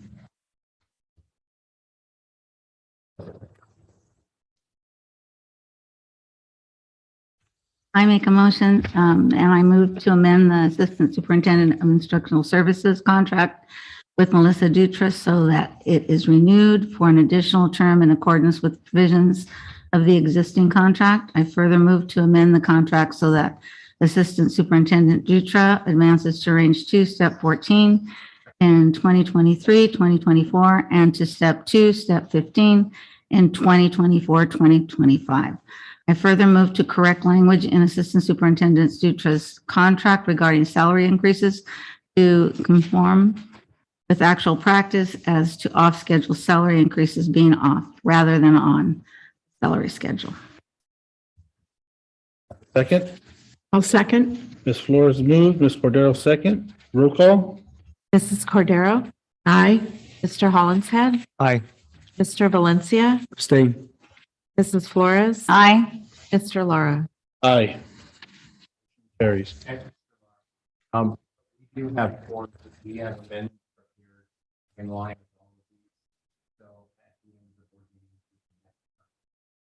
Okay. Thank you. Item G, boundary changes for Jimenez, Battles, and Fessler for the 2022-23 school year. Mr. Beecher, Mr. Ruiz. Thank you very much. School Board, I'm going to step down to the podium so that I can run my slideshow.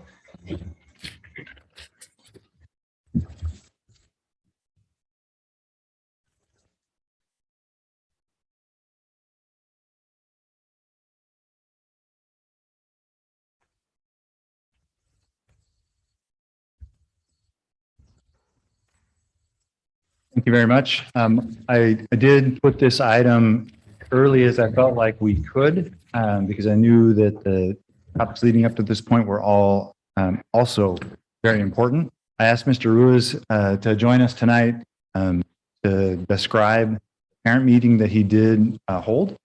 This presentation was provided and also translated for that meeting so that the public was given essentially the same information provided. Go. All right. Awesome. We met early on this year about the need for potential boundary changes. At that time, we were looking at changes to potentially 3 or 4 elementary school boundaries. We also described, I'm going to share again, some of the ways that we try and evaluate what the options might be, gather information. In the end, the only change that we made was this one to Jimenez Elementary.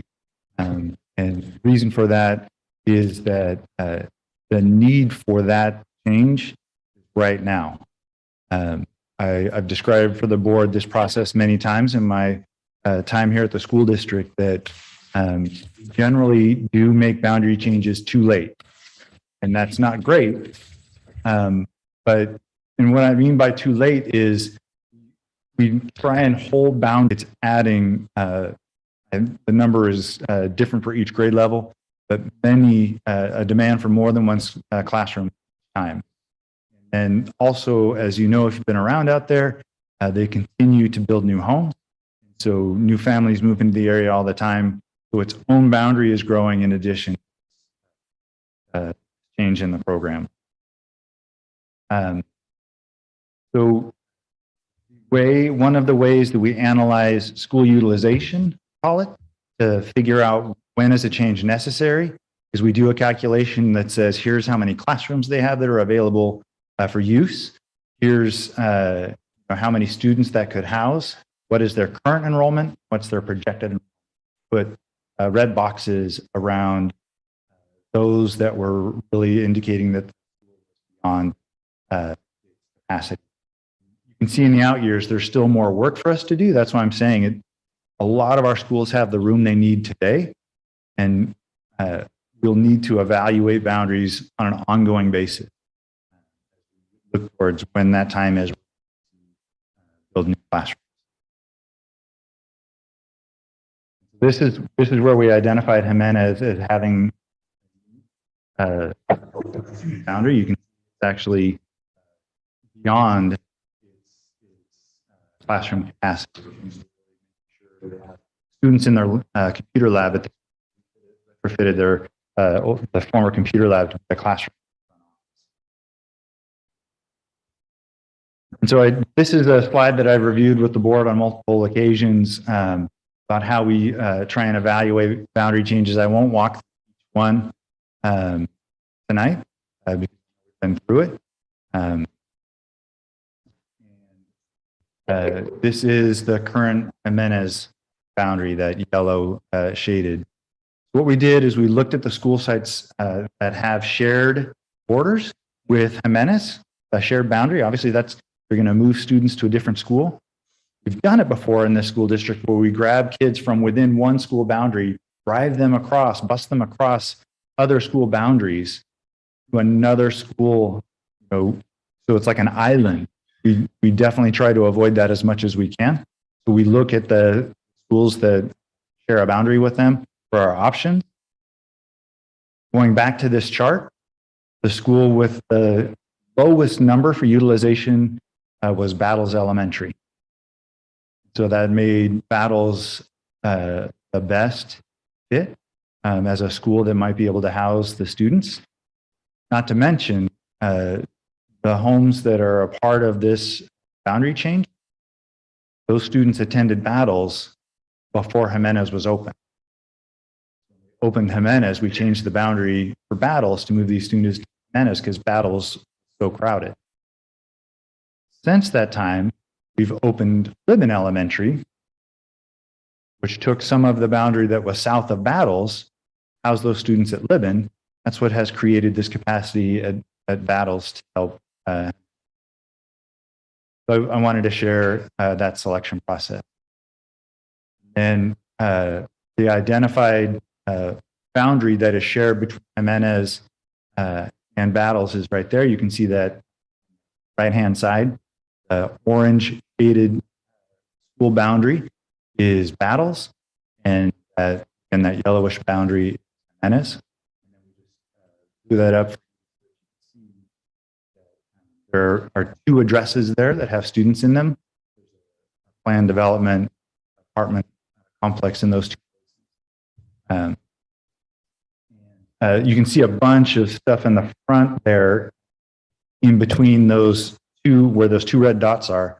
There's a lot of other what looks like development. That's a senior mobile home park. That's in those addresses. Grab that as the next logical place to move students. There's 105 TK through 6th grade students there. That's a part of this change that we're requesting the board support for. And Battles is a feeder, to Fessler. So there's 43 6th graders and 7th graders that would attend Fessler Junior High School after.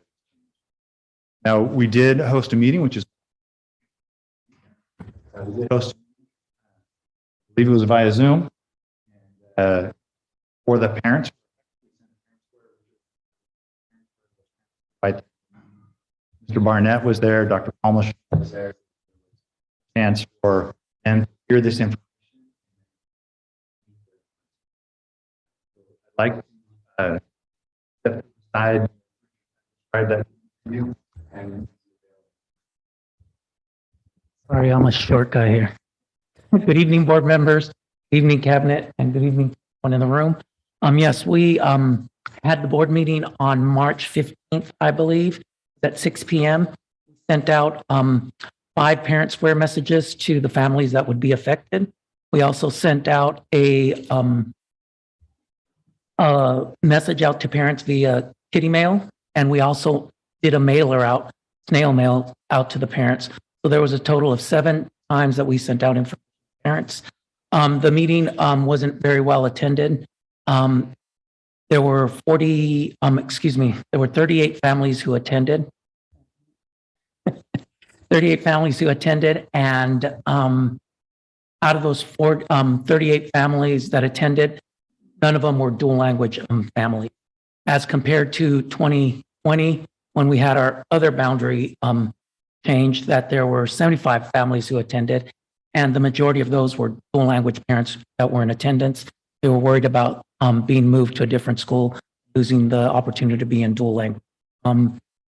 There were multiple opportunities for questions, and we answered questions as best possible. The things that were asked were, how is this going to affect my child academically? They were also worried about the relationships that they currently have with the teachers, the administration, and other family members within the community. They were also concerned about the curriculum, and we made sure that they realized that we all use the same curriculum. We just have different individuals presenting that curriculum to the students. There were certain families who stated, and this question came up multiple times, that they hear that there's a lot of bullying at this school or that school, which is always the case, because you guys all know, I think I was on Facebook before that. They were talking about Jimenez. And no, we let them know that we take bullying very seriously, that we are there to make sure that their kids are safe, that they're loved, and that they have a great experience and have time to learn in a safe learning environment. One of the other things that came up was, will they be moving again? I said, not to my knowledge. I said, currently this is the move that we're having. I also reiterated what Mr. Beecher said here, was that we are an impacted school. We are at 110% because we did have to create our computer lab into a classroom.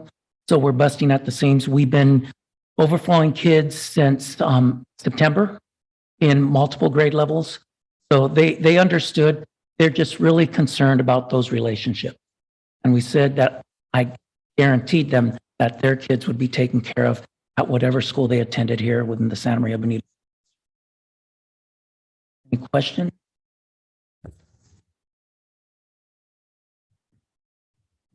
So elementary age students will go to battles, and students that are currently in 6th or 7th grade that live in that area will go to Fessler. That is correct. Okay.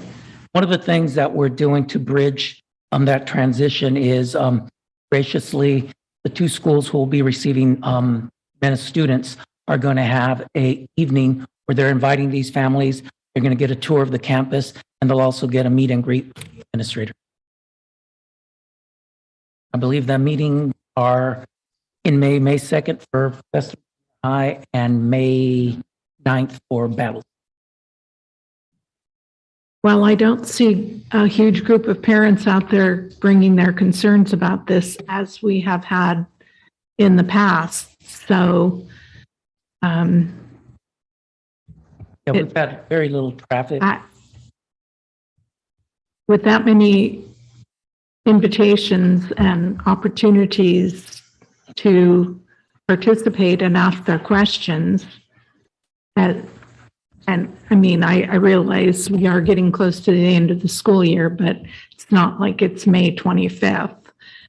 And I want you to know what I neglected to tell you was they were also invited to that was a separate invitation. Yeah. All right. Thank you. I think the ongoing communication that you've done has been very supportive for this transition, and deeply appreciate it, because I know it takes a lot of time and energy to gather and continue to make sure our families, the students, feel comfortable, even though they're being displaced, that they A conversation that was had with families was the availability of transportation. At the time, we were really struggling with transportation, and we weren't busing for these families. They were at the eastern end of Battle's neighborhood before the change, they're walking right now to school with crossing guards and support. That was the answer I had in here. But working with Mr. Barnett, working with Mr. Cavazos, we're working to replace that transportation that was there. That we do provide a transportation. That's another question that comes when there are boundary changes. Is question. But I do, as you said, I really appreciate the work of this team of principals to try and start early, make those connections. Dr. Palmerston said it when we were debriefing the meeting. This isn't necessarily a change in their education, change in their relationship. Something people receive their learning, but at the high levels as expectations for all of our schools.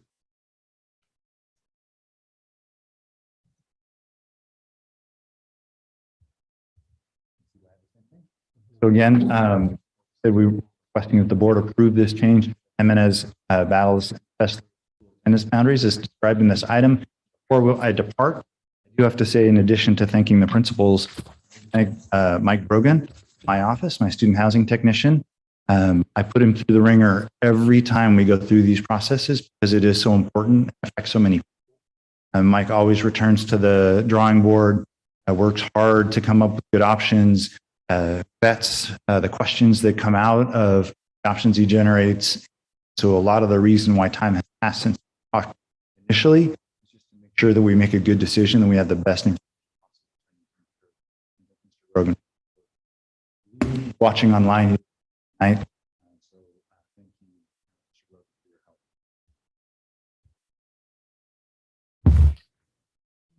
Anybody have any more questions? I'd like to make a recommendation that the Board of Education approve the proposed boundary changes and grade level reconfigurations according to the staff recommendations to take effect, in the 2022-23 school year as presented. And I'll second. Ms. Flores moved, Ms. Cordero seconds, roll call. Mrs. Cordero? Aye. Mr. Hollingshead? Aye. Mr. Valencia? Aye. Mrs. Flores? Aye. Mr. Lara? Aye. Motion carries. Mr. Lara, prior to continuing, can I request a 10-minute recess? Minute? About 5. Can you do 5? Sure. Okay, give him a 5-minute, please.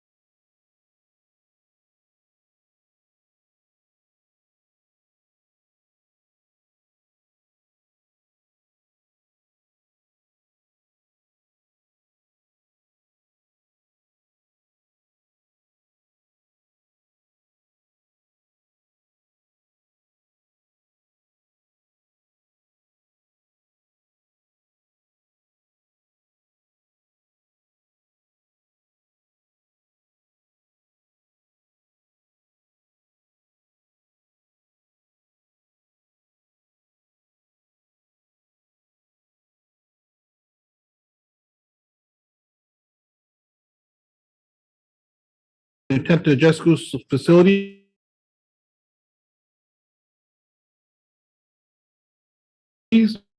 Item I, adopting school facility fees as authorized by Education Code Section 17620 and Government Code Section 65995.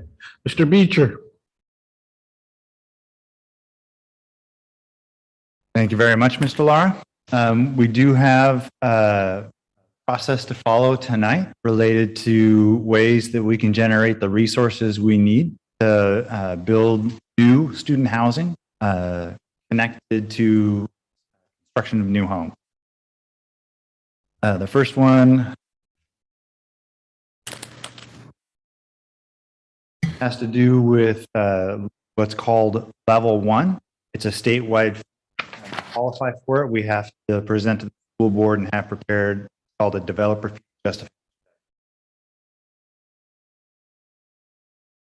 So in general, new housing generates students, creates a need for new classrooms.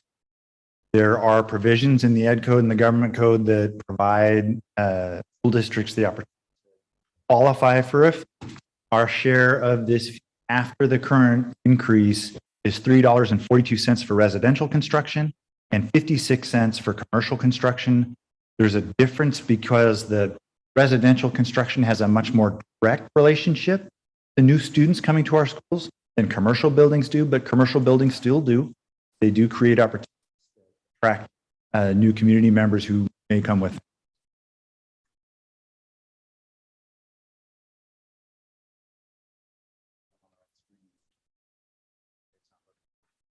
There's a few things we have to do to qualify. They're listed here. You have to have several nexus that are met, described in the report were provided. Again, just making sure there's a relationship between construction that generates new students that in order to house them creates a cost. That quick introduction accompanied by the report do meet these requirements. There is a nexus justified for us to charge the maximum fee allowed for Education 720. If the board approves, this goes into effect 60 days from now. I'll say a lot of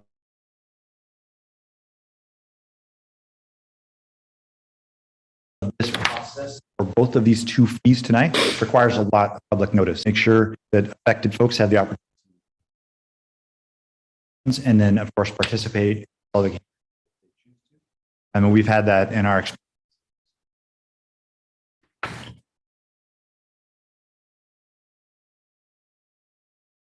Are there any questions? So that $3 and change is what's to the school, right? Correct. And then the 66 whatever cents. The 56 cents. 56. So yeah, the procedure that we have a really good working relationship with the city of Santa Maria and their planning department. When they issue a permit, they provide a form to the contractor that says, you have to go get certification from the school district, paid your fees. So they come up into my office in business services with Jessica Parra or someone else, if Jessica is not available, to pay their fee. They get the certification signed by Mr. Grogan, myself, or Mr. King. And then they go back to the city and say, see, I paid my fee.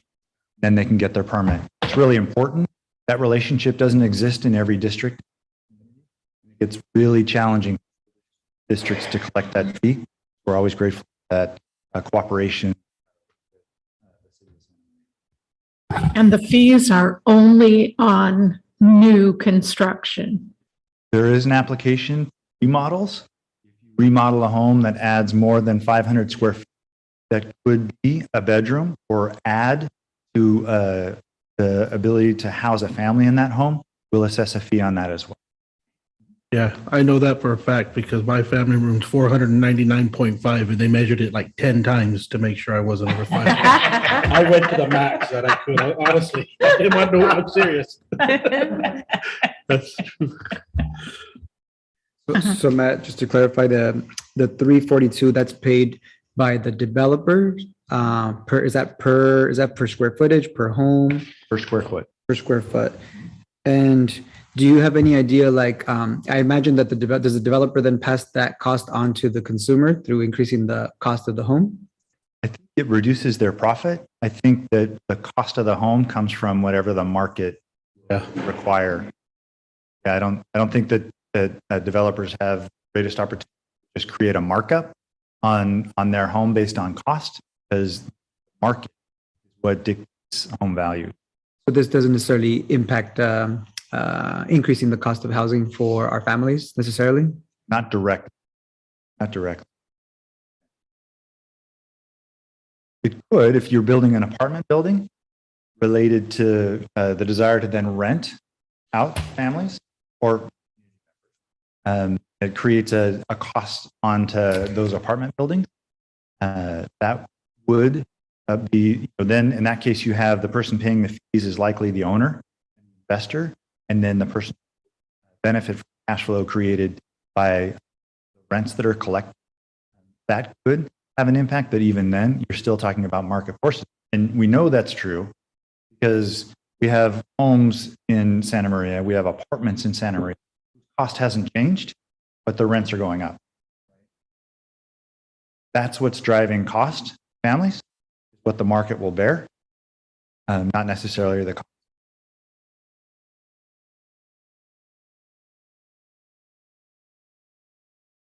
Any other questions, or do I have a motion?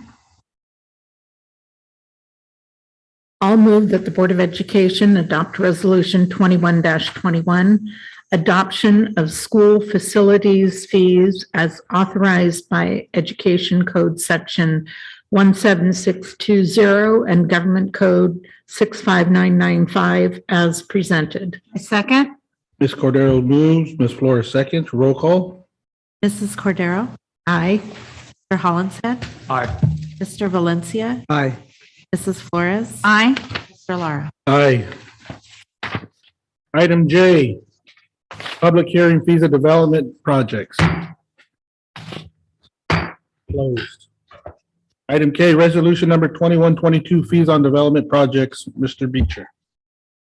Thank you very much. This is a direct connection to the level 1 fees, which is why I share this all in one slide presentation. This only happens every other year. The developer fee justification study is required to be approved by the board every 2 years when the construction cost index is adjusted. The school facilities needs analysis provides the district an opportunity to charge an alternate, which is generally higher, and it's based specifically on our condition. This fee only applies to new residential construction, getting to your question, Cordero. Only applies to new residential construction, doesn't apply to remodels, doesn't apply to commercial rates. Only is new development. This one gets done every year. It has more stringent requirements. You have to make timely application to the state for new construction eligibility. Have done and will continue to apply. You actually have to have eligibility. The state has to be able to calculate that you have the need to house more students. That has also occurred. And then you have to qualify for of the 4 following characteristics. The characteristics have issued debt in excess of 15% of the district's bonding capacity, which is $121 million. And we have relocatable classrooms right on the edge of what is qualifies us for 20% of our classroom, 5% of our classroom housed in portable buildings. The other requirements are we have to prepare this report and follow the procedures identified in state law. And that's where I was describing prior item, where there are requirements to provide notice. There's requirements to provide correspondence. We make the reports available in the city planning department, county planning department, and we have folks, developers in the community who request a copy of the report or at least specific notice, and we make sure that they also get the word so that if they do want to come to this board. I'll quickly pass through some of the data that's included in the report. one of the things that analyzed is how many students on average come to the Santa Maria Bonita School District as students in each new home. That calculation is about 0.3771 students per door. You may ask, how do you even come up with that number? I have asked that question. Ken Reynolds, the head of School Works Inc., our workforce, his staff grabs all of the housing permits issued in the last 5 years. Then they marry that to our student data from Aries, and they connect the addresses in those permits, addresses of the student. They know specifically how many students new permit issued in the last 5 years. That's why the number is so specific. They also have to project how many new homes they expect to be built. They use that same permit database to determine how many permits are out there, and then an estimate to come up with how many they think will be built in the next 5 years. So they said housing is expected to be 867 new homes in 5 years, generating 327 new students.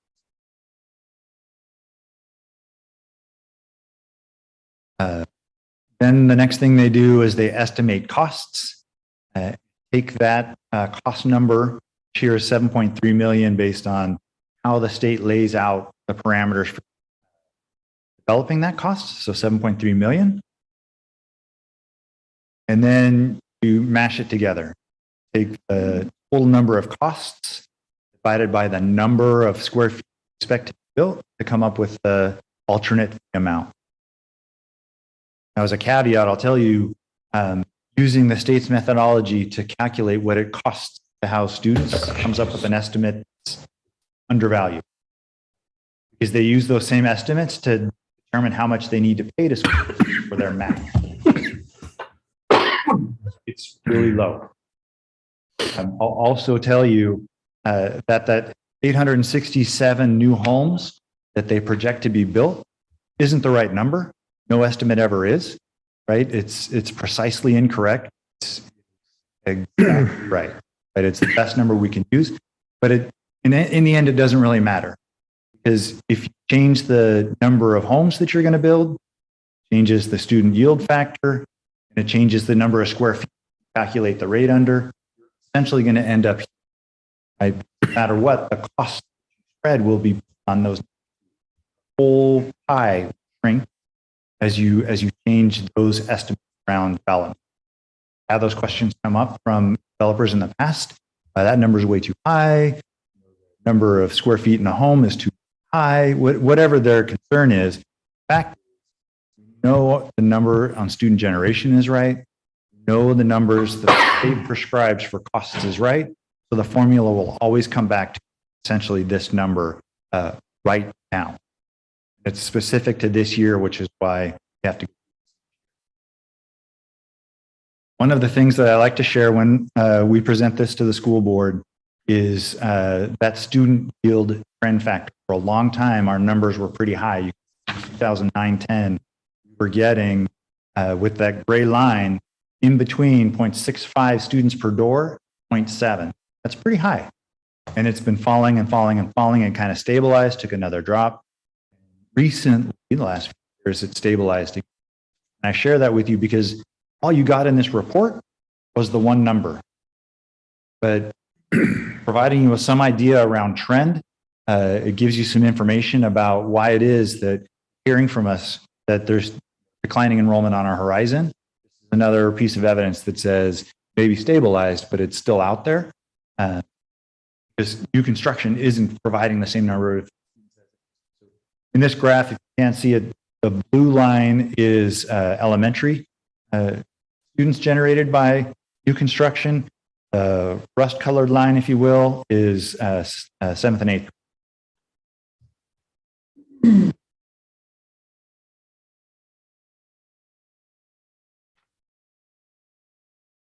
So in conclusion, we do meet the requirements of the government code, Ed code, to charge this alternate.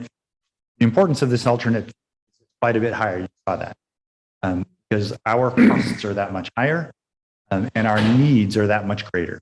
And then once these fees go into effect, or once approved by the board, they'll go into effect immediately. Know that that I shared with you is the fee. The level 1 fee fits inside there. So if you're remodeling, pay the level 1 fee. Your new home will pay the level 2 fee, and we'll assign a level 1 value to it. And then in 60 days, when that new level 1 fee goes into effect that I shared with you earlier, all that changes is how much you'll pay the remodel, and then the mixture of what you pay in new construction, level 1 and level 2. I think a lot of times folks that are listening online or participating in the audience, they want to know, when does that go into effect? That other fee waited 60 days. Why is this fee coming now? That's just the way the law is written. Again, because this is specific to us, it presents an alternate for a higher need. They want to make those funds available immediately. Are there any questions? Matt, similar to my last question, does this affect the cost of housing for new developments for our families? I'd have to say that it's, again, indirect, that the cost of homes when you purchase them is dictated by the market, with a heavy connection towards interest rate, and that creates costs for our developers. They have to assess what kind of development they can bring to the community with them. But there's only an indirect cost for our families in that it is a market.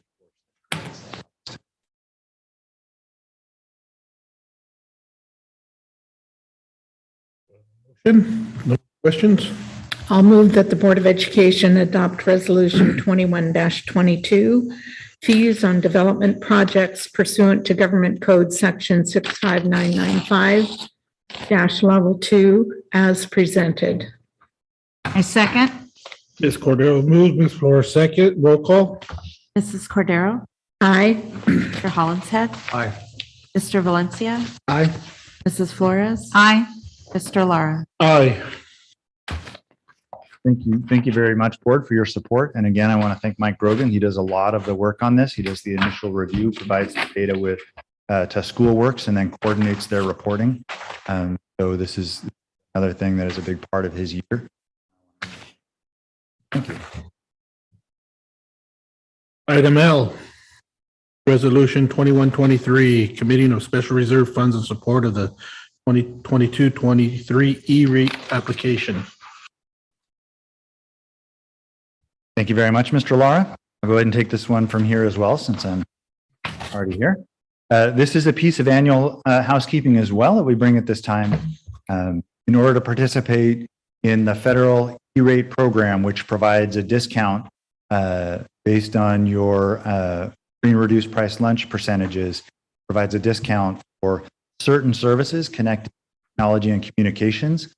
Communications used to be a much bigger piece of this program. It's been carved out quite a bit lately, and now in response in some ways to the pandemic, broadband has become a really big piece of what they consider for reimbursement, but also infrastructure for providing technology. The biggest projects we brought to the board in the past have been replacement of our switches and our network gear to make sure that what we're providing as infrastructure what it needs to be and never falls too far behind. At this time, we don't have a whole lot out there, which is why the number is only $75,000. It's comprised of a couple of grants that we're requesting, reimbursements that we're requesting for internet service, and also for our wide area network. Both at this time are being provided by Wave LLC. What this is essentially, the board's commitment in this resolution is to set aside funds that might be the district's match, because they only reimburse a portion of that cost. They want to make sure that we've committed funds to cover our share before they award to us their share. They don't want to award their share and then have us say, we can't finish the project, have our own. That's what this commitment is tonight, is the board setting aside those funds to make sure that we can qualify for this reimbursement on these services. Are there any questions? I'll move that the Board of Education adopt Resolution 21-23 to designate special reserve funds in support of the 2022-23 E-rate application in the amount of $74,500 as presented. I'll second. Ms. Cordero moves, Mr. Valencia seconds. Roll call. Mrs. Cordero? Aye. Mr. Hollinshead? Aye. Mr. Valencia? Aye. Flores? Aye. Mr. Lara? Aye. Excuse me. Item N, award of RFSQ number 5203A on-call architectural services. Mr. Beecher. I want to welcome back to the boardroom Ms. Patricia McKnight to describe this item for you. It's been a couple of years since she's been here in person. So thank you. Good to Ms. see you. McKnight, for carrying this item for us tonight. Good evening, board members, cabinet members, and interim superintendent Beecher. You may recall in January, staff brought RFSQ 5203 for on-call architectural services to the board for approval, which resulted in awarding a contract for architectural firms. At that time, we also mentioned that it was our intent to have a minimum of 5 architectural firms on the district's on-call list, and that staff may be back to the board at a later date with a request to add additional on-call architectural firms to our list. In February, staff issued and advertised out a second RFSQ for architectural services. The specifications for RFSQ 5203A were prepared based on the same criteria as the previous solicitation. On March 18th, 4 firms submitted proposals.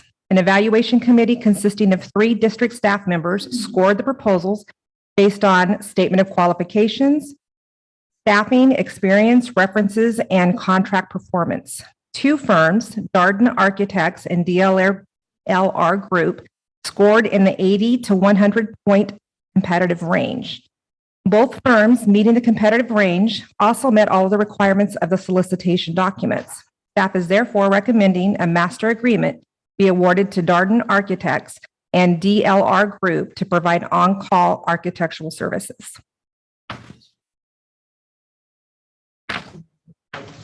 Patricia, I've forgotten, is this kind of a retainer deal?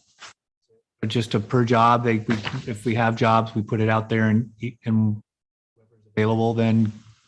So what we do is we enter into a master agreement with these firms, and then on smaller projects, M&O will decide which architect is best suited for that project, and they'll contract directly based off of the master agreement and the schedule. And then on the larger projects, we go through a task order process, which is very similar to a bid process.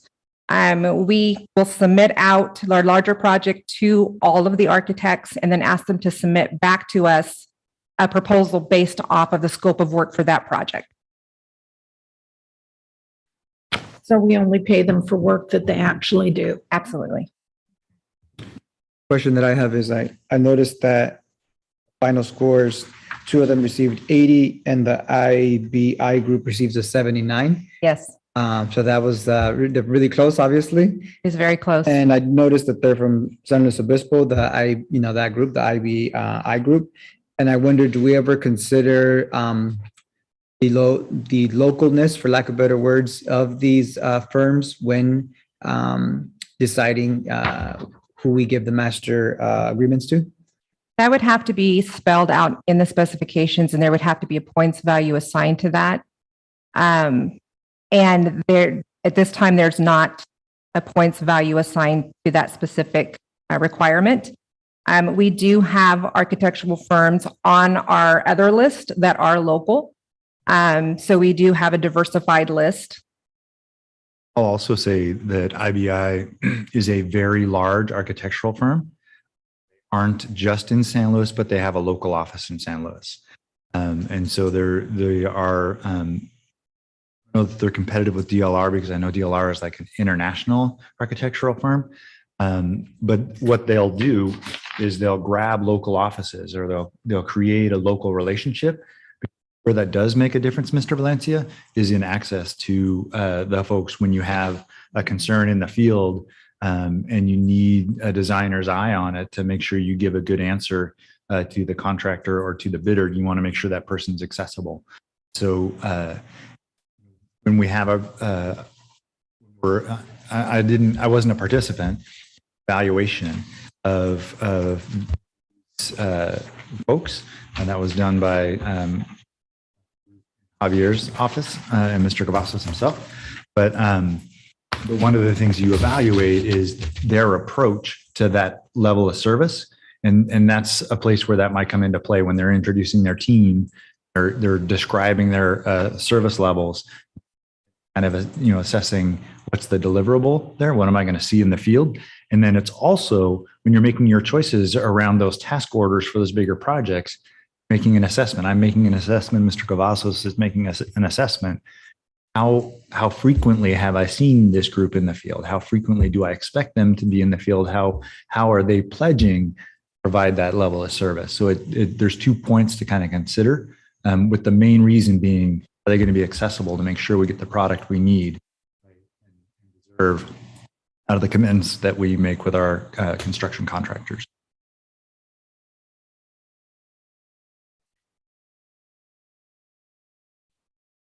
Any other questions, or do I have a motion? I'll move that the Board of Education award RFSQ number 5203A on-call architectural services to Darden Architects, Inc. and DLR Group, Inc. as presented. I'll second. Ms. Cordero moved, Mr. Hollingshead and Flores second. All in favor? Aye. Motion passes. Item N, award of bid 5215 Adam Elementary School Field Improvement. Mr. Beecher. Thank you very much, Mr. Lara. Again, we do have Ms. McKnight here to provide us with a discussion around the bid process and the awarding of the bid.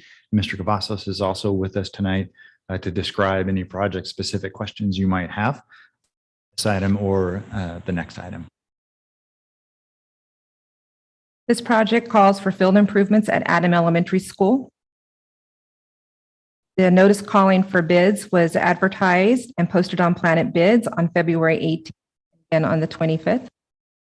A mandatory pre-bid conference was held on February 28th and was attended by 5 prospective bidders. 3 electronic bids were received and opened on March 17th. As you can see from the bid results, this particular project has a base bid amount, and then we also have an add alter amount. The base bid amount contains the majority of the work for the field improvements. And then the add alternate is a scope of work, or was a scope of work for concrete paving, expansion joints, and installation of a new valve system. The bid terms and conditions require that the award be based on the total net base bid amount. The district at its option, however, may include the add alternate amount into the final award. At this time, staff is recommending that the base bid amount be awarded without the optional add alternate bid amount. RDZ Contractors bid has been deemed the lowest responsible bid, and it meets all of the requirements outlined in the bid documents. Therefore, staff is recommending the bid 5215 be awarded to RDZ Contractors. Well, the bid is just 473. Correct. Yes, that's the base bid, That's is base. 473,000. We're not asking to award the alternate. But that'll complete the project unless some unforeseen thing comes up out of the ground or whatever. Whatever they're doing, I don't know. Let Javier address that. Never know what you find when you start getting underground. Good evening, board members. The main project is going to consist of the field renovations with new underground irrigation. So the add alternate doesn't really have an effect to it. It was just going to be some additional concrete work alongside of it. So at this point, we don't think it's a good thing to go with the add alternate. So the field renovation does not include something to address the ongoing gopher issues that No, we it will. have? Yeah, no, they're going to get a brand new field out there and it will definitely address the gopher issues. Yes. Wire mesh? No, no wire mesh. We're actually putting a fertigation system that helps mitigate the intrusion of gophers. Oh,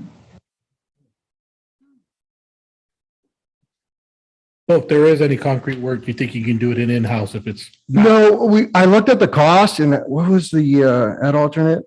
106? Yeah, 106. So it calcs out to around 27 or $30 a square foot. And I think that's a pretty high price to pay. So we can wait a little bit longer to see if prices come down. I just think right now that price is really high. is that why the other company only went with 4,000 then? Put it all in the front, I think. Look at their Yeah, it base looks, bid. I'm Yeah, trying to that's what they figure it did. all out, They but moved the it's money. like, They moved the money into the base bid. cement have gold in it?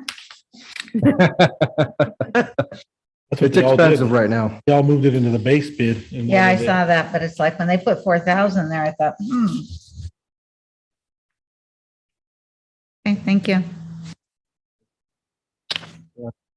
Questions? I make a motion that the Board of Education approve the award of a contract for bid 5215 Adam Elementary School Field Improvements to RDZ Contractors Incorporate in the amount of 473007 upon presentation of bonds as presented. I'll Bonds second. are important. I'll second. Ms. Flores moves. Mr. Valencia second. All in favor? Aye. Opposed? Motion carries. Item O, award bid number 5216, install district provided playground equipment and site improvements at Elvin Elementary School. Again, we have the same team here to share with you how we did put this bid out for consideration, provide a recommendation, respond to questions you might have about the project. The notice calling for bids for this project was advertised on February 23rd and was also posted in Planet Bids. Mandatory pre-bid conference was held on March 4th and attended by 3 prospective bidders. One electronic bid was received and opened on March 21st. RDZ Contractors bid in the amount of $176,171 has been deemed as responsive and responsible, and it meets all the requirements outlined in the bid documents. Therefore, staff is recommending that bid 5216 be awarded to RDZ Contractors Incorporated in the amount of $176,171. Is this playground equipment that we were talking, playground equipment that we were talking about before? The piggyback, is this that same?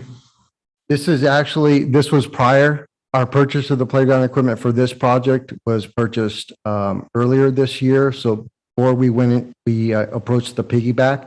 So it's not the same type of playground equipment. This is small on scale because it is for TK hinder. So it's not a large playground. Okay. But the surface in which the playground equipment is going to be surrounded with will be ADA compliant. Will make it easy for our kiddos to come up to the playground. So it's the one at the front of the school. This is actually a brand new playground that's Oh. going to be installed at northeast corner of the school. Really? Any idea why we only received one bid for this? I noticed, well, in the last one we did, we had, multiple bids, but this one just had one. So it's tough to kind of gauge, right? The competitiveness of the bid. Why might that be? Go ahead. What we're seeing right now is there are a lot of projects out there. We are going to see probably less. We did have that problem.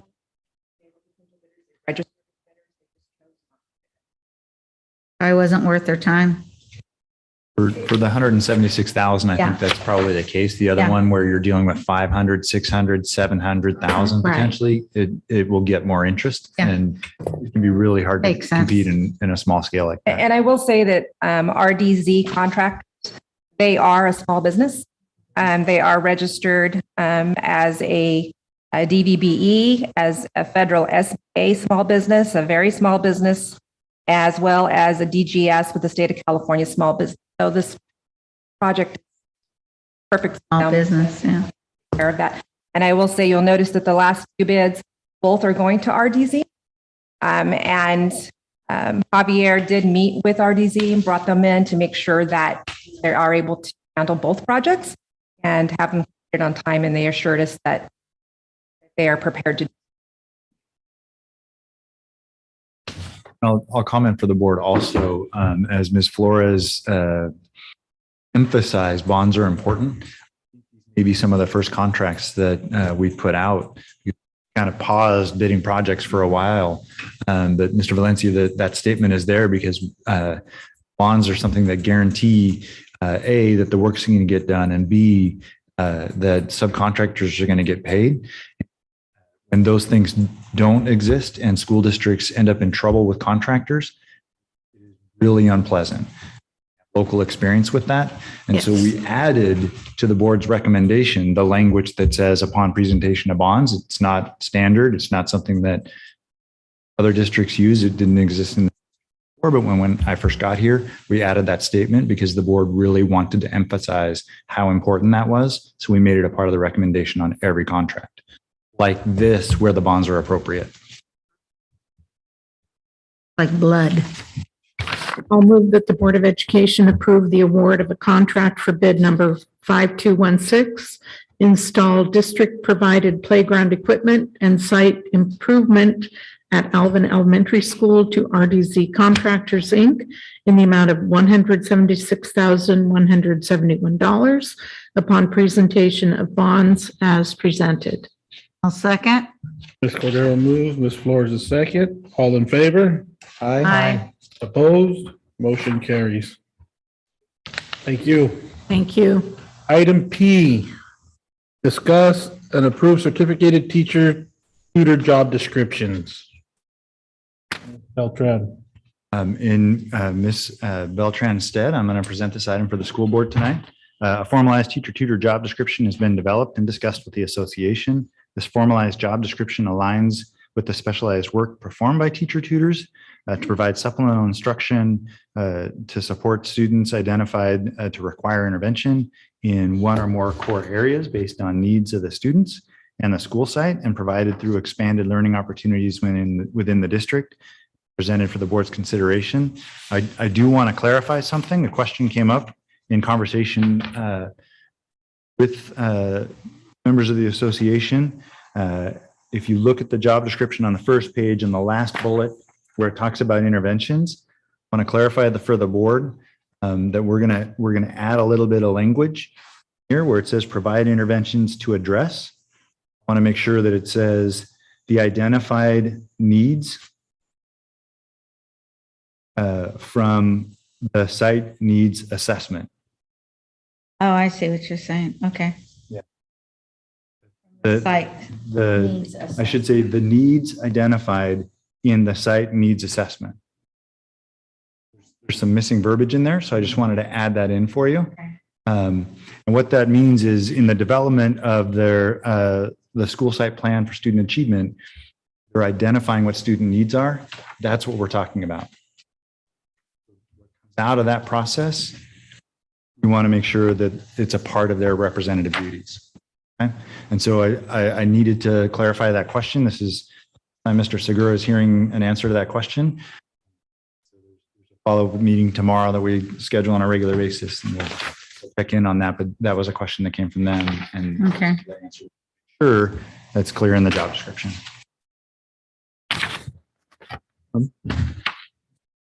Just as a small point of clarification on the representative duties, it says content and program aligned instruction in core subjects, math, ELA, and ELD. So core subjects are only considered math, ELA. There's no other subject matter considered in that, or?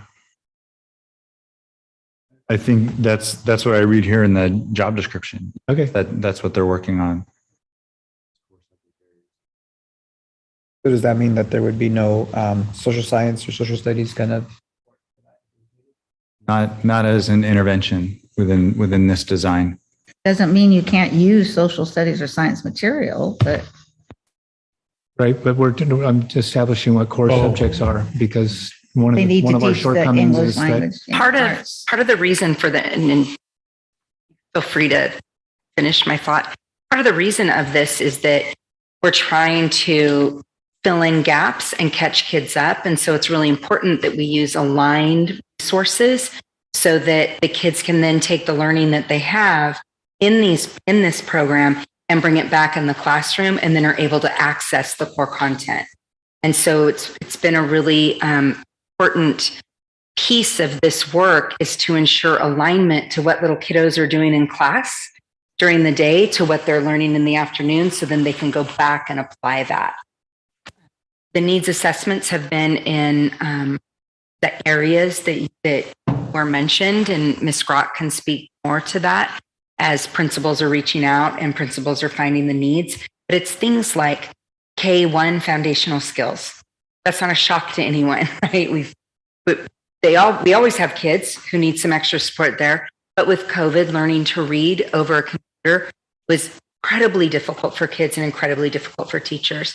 So we know we have a lot of kids that have those needs. And so there's a lot of effort being spent with some early interventions around building those foundational skills for students, building in math skills that they might have missed along the way, but really trying to get them so that when they go back to class the next day, they're able to access the curriculum a little better than they were the day before. And I would just add to that 2 thoughts. One is all of our professional learning and development for our teacher tutors, which my staff offers to them, is focused on those areas, ELD, ELA, and math, specific to the core curriculum. So if we wanted to expand at some point, we could, but that's really where we focused our efforts for the teacher tutor professional learning. And then the other thought that I would offer you is that doesn't mean that those are the only interventions available to students. Every site has a very robust expanded learning program that identifies all kinds of needs, including SEL, including STEM, including art, including dance. So things that our students need that are identified in the comprehensive needs assessment that are being targeted by staff at the site, not by teacher tutors.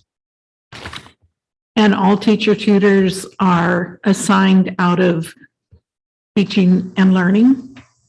That's correct. I'm their direct report supervisor, and so I'm responsible for their professional learning and assignments, and also for their evaluation.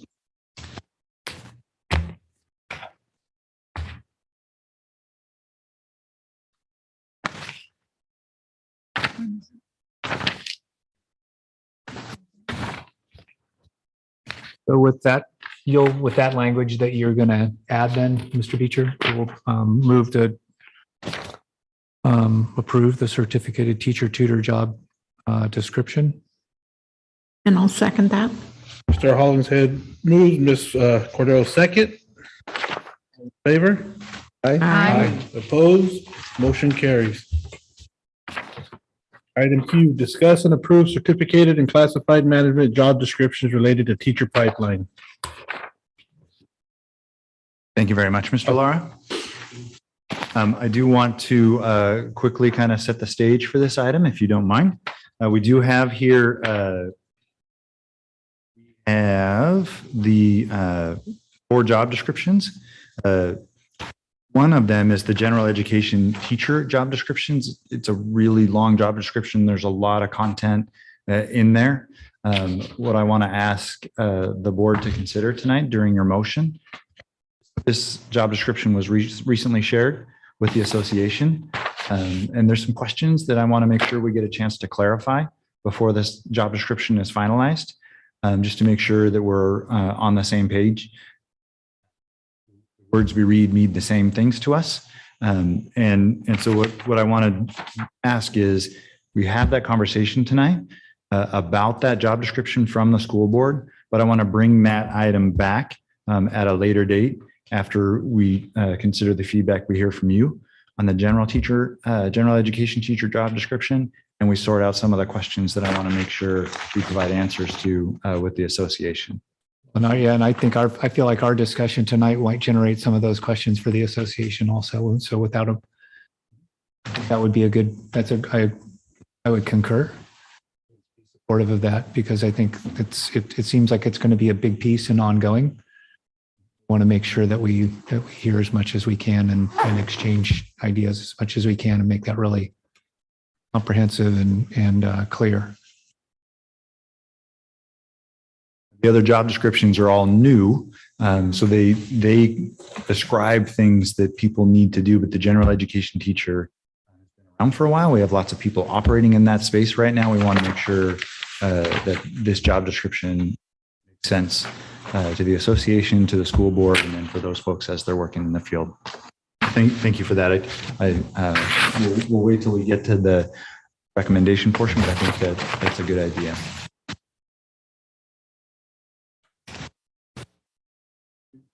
If you don't mind, I'd like to have Ms. Loftus kind of walk us through the teacher pipeline piece that has been described with the board already, but and then connect these job descriptions to that work.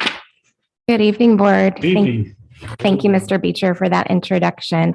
I want to start by saying that the 3 positions that we are going to speak about tonight really started from a dream that Melissa had for the district, and it was about really growing your own.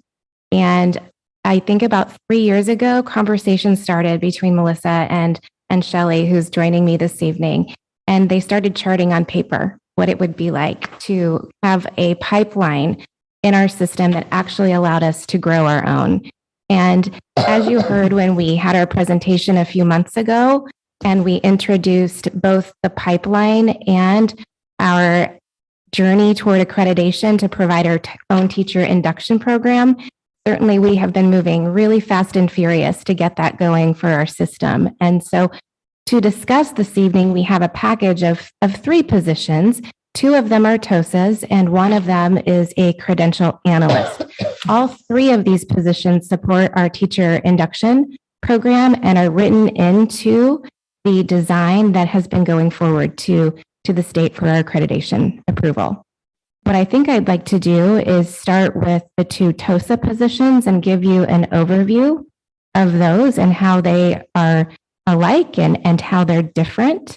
And Shelley will also join in answering any questions you have about either one of those positions. And then we can move on to the credential analyst, which is just a little bit different, of course, than the 2 TOSA positions. Is that okay? The two new TOSA? Yes, the two new positions. That is correct. If we could take just a moment and draw your attention to the document that you have that has our teacher pipeline on it.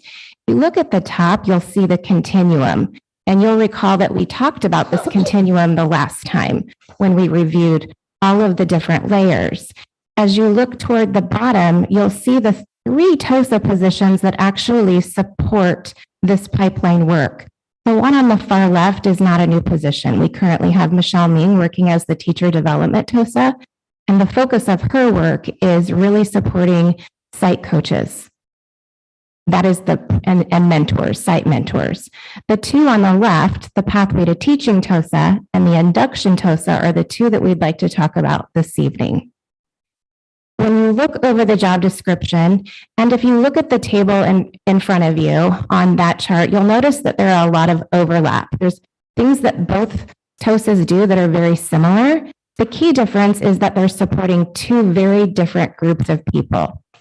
Starting with the one in the center, the induction TOSA, that individual will be the TOSA who is supporting all year 1 and year 2 new teachers to our system.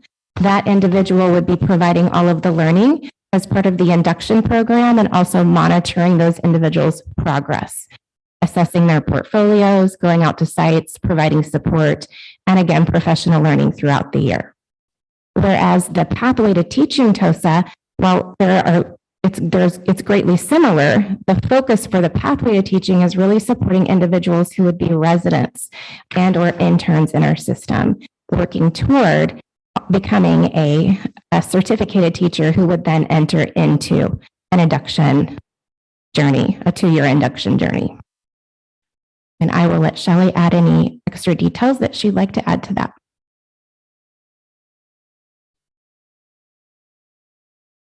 I was only coming here for questions. Thank you for having us. I could talk to you about this all night because we're so excited about it.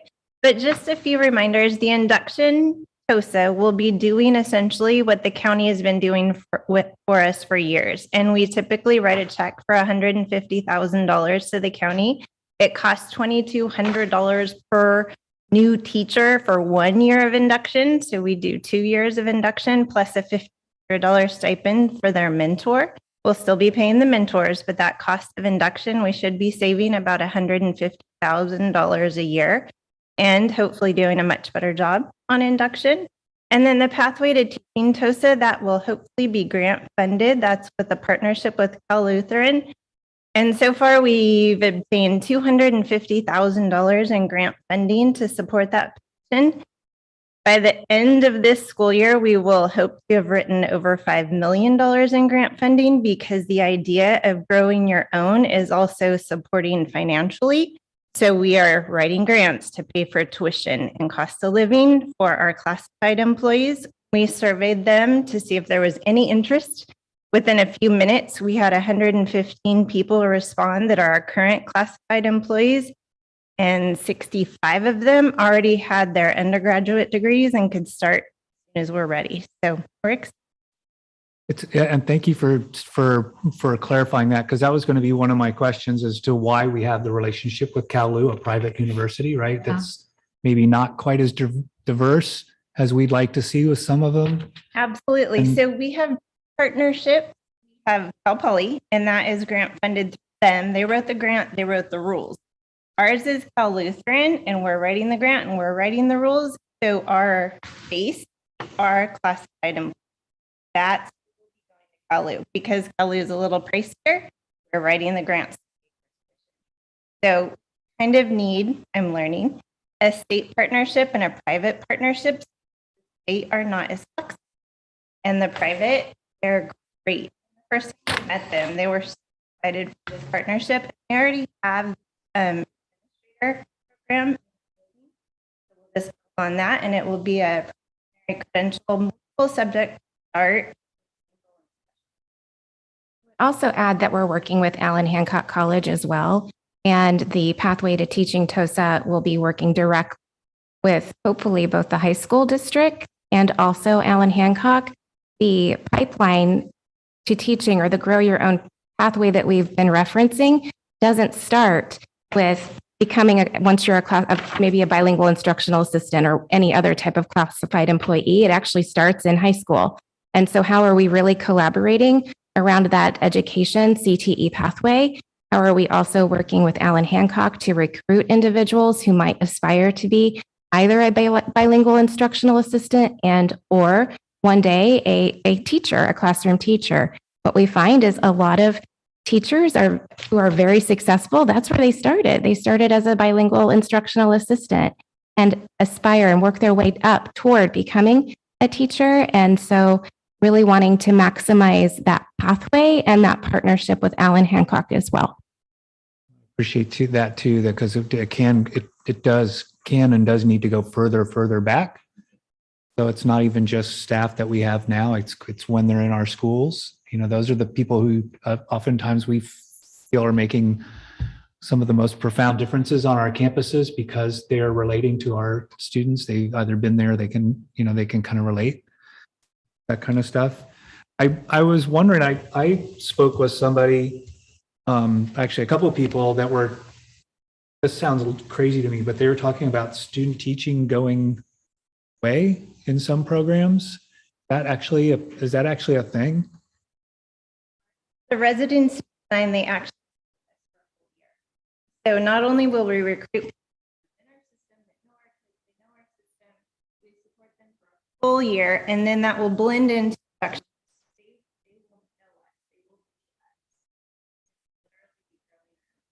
That sounds like the Hawaiian model from. Yeah, but it was a Hawaiian model from the early 80s and 90s. The segue then is, where are we now with but from the teachers who have gone through induction recently or in induction now, giving you feedback back, the things that how they would want to see it presented to them, or they want it to be different, because both probably know both of my older daughters have gone through the program or are going through the program. And I know I have a lot of teacher friends who have children that are in other districts that have done the same.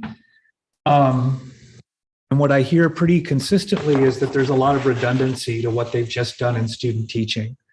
But this to me feels like I think like you were saying, Shelley, it's like a really good way to get that continuous feedback and give them support that's going to progress them rather than feel like checking off boxes. That's one of the reasons why we need our own. And your daughter's got mixed Santa Barbara and which have county as a provider next year. But when we have our program, it will be aligned, learned, it'll be our site, and there won't be that redundancy. We'll still be based on California, but we have advisory groups that are both part of the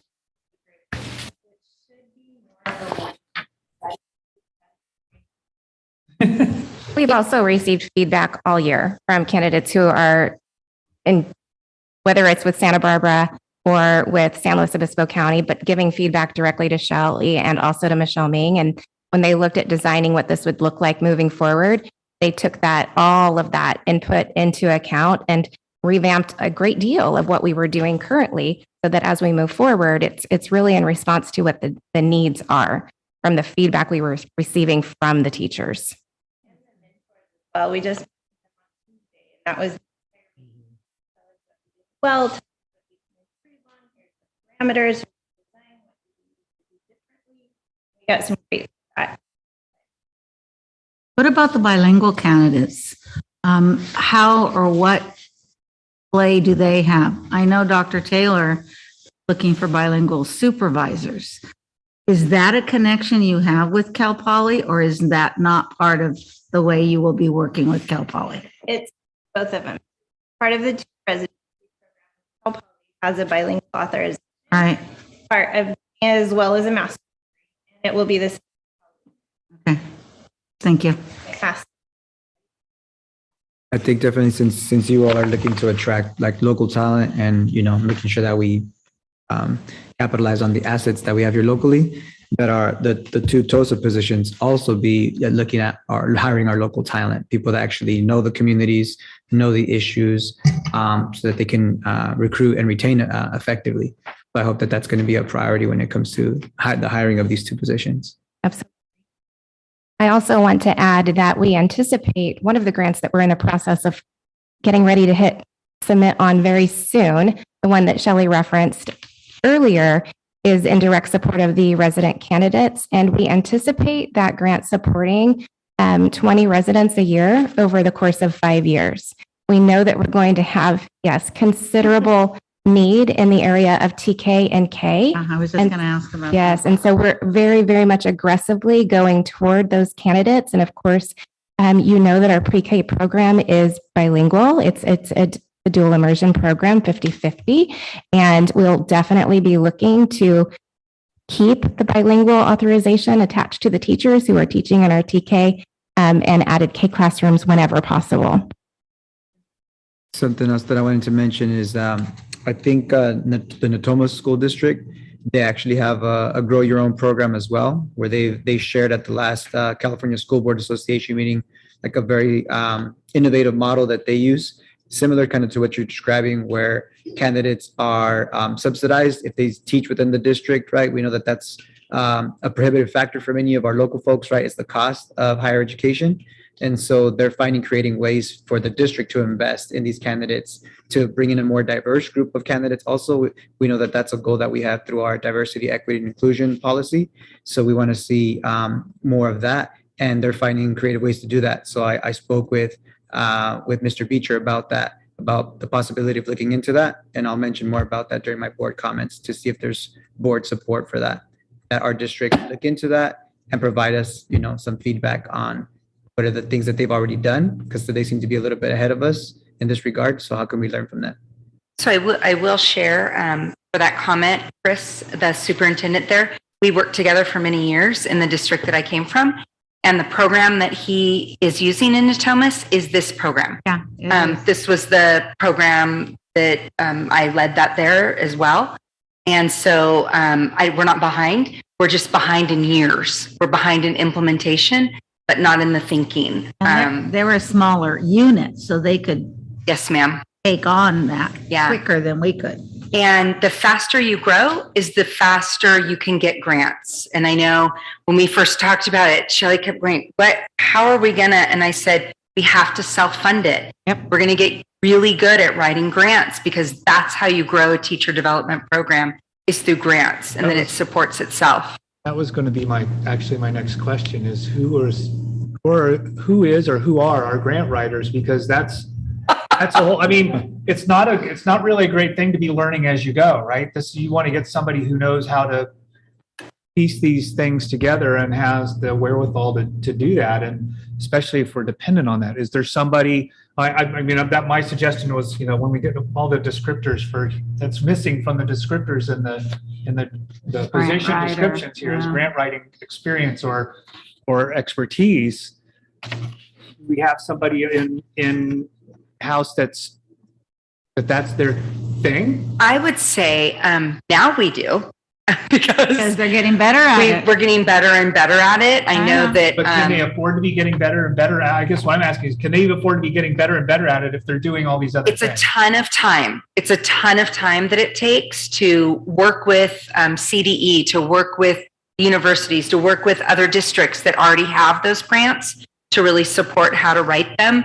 It is a ton of time. It is. That would be up to the board if you feel that a grant writer type position would be appropriate, but that's what larger districts do. We would have to do the research on this size district. I'm not sure yet, but I know they appreciate your comment, because it is a lot of work, and it is a huge part of the teacher development. And it's also a huge part of the work that Nicole is driving as well for leadership. Yeah. But there's so much grant money right now for teacher development, and that started pre-COVID, and it has increased tremendously. And with the needs of UTK and TK, again, the money is still coming for grants. So it's something we're going to need to keep thinking about, because it's a lot of time and a lot of learning. In the meantime, Don, I would just say that we dig in and we reach out to our friends at Cal Poly, at Cal Lu, and various other partners, and they've been very helpful in giving us technical assistance. Because I have a grant writer who lives on my block. Oh. But also, I think there's Dr. Grady, there's several other people that have that experience. The grant writers, I know a retired grant writer from Hancock that would, we could consult with.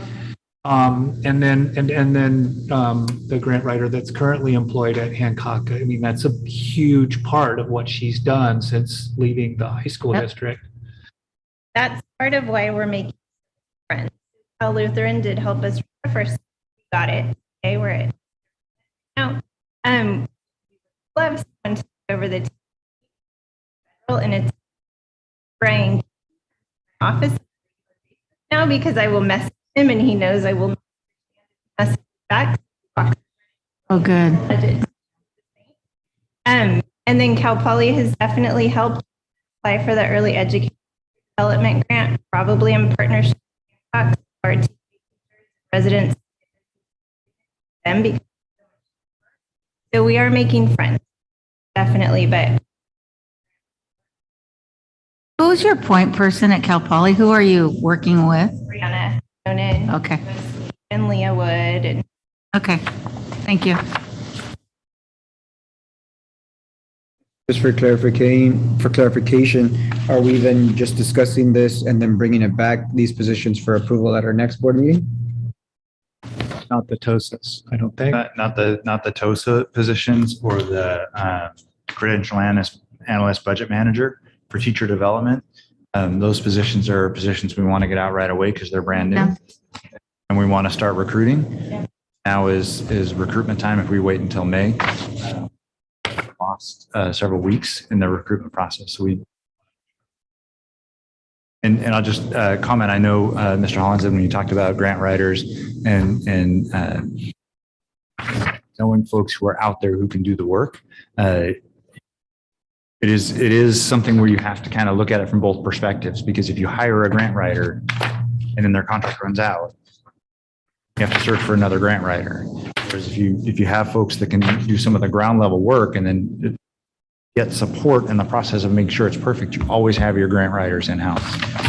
So it's a balance, and we can look into, as Ms. Dutra said, we can look into a position that exists in other districts and how do they use it. For a district our size, I just don't know that with the amount of grants that we're going to need to support this program, support a whole position, but we need to look into it for sure. I think for me, part of, exactly. Yeah. But part of it, you teach in the fish kind of thing. But part of it for me is, again, why limit, right? There's going to be grants out there for a lot of other things outside of this program that in the future we may want to attain. So at least having gone through the process of working with somebody who's a consultant for this particular, the pathway and this program may give us insight into whether the mechanics of in this case, sorry to borrow your term, but growing our own for grant writing would be the way to go. Would that be putting too much on their part, so much on their plate that it would take away from the other things they're doing? That's all. I mean, that's kind of, it's part of what I'm saying. So to answer your question, Mr. Valencia, we are looking to gain approval on the financial analyst budget manager position, also these two new TOSA positions, and then we can discuss the general education. We'd like to discuss the general education teacher job description, and then get some feedback. Like I said, follow up with the association to walk through some of their questions and concerns and bring that job description back at a later date. So it would only be the general education teacher that we would not. Discuss and then bring back later. Yes, they'll be discussed and brought back later. The others go. And the reason I bring that up is because I think in general, I think it's just good practice to give us a chance to have the discussion as a board, right? Have our community give us feedback, have our teachers give us feedback, parents, and then come back for the vote. Because if we have to discuss and approve, that's a lot to take on all at once. Like, we don't have time to reflect on it. We don't have time to debrief. And so that's why I think as a general practice, I think it's good that we get into that pattern of discussion, then the next board meeting, ready for a vote. You're right. And that's typically the practice. Is an item like this, where it's a job or a job description, it'll come up in discussion. Then after we have that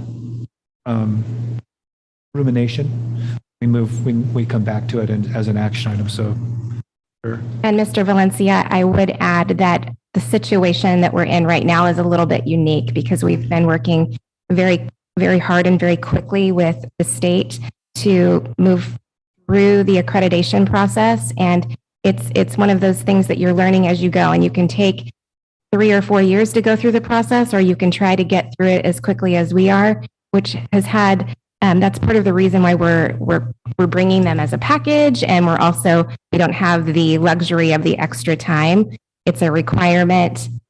They let us know. We created the positions, of course, and really aggressively looked for funding, the grants that we're speaking about, and need these job descriptions in order to submit our application for the $2 million TQP grant, as well as the next stage of our accreditation process for TIP. Thank you. Would you like to shift gears just a little bit to the credential analyst for a moment? Yes. Okay. So as you can see, that is a credential analyst and a budget manager job description, also very new to our system.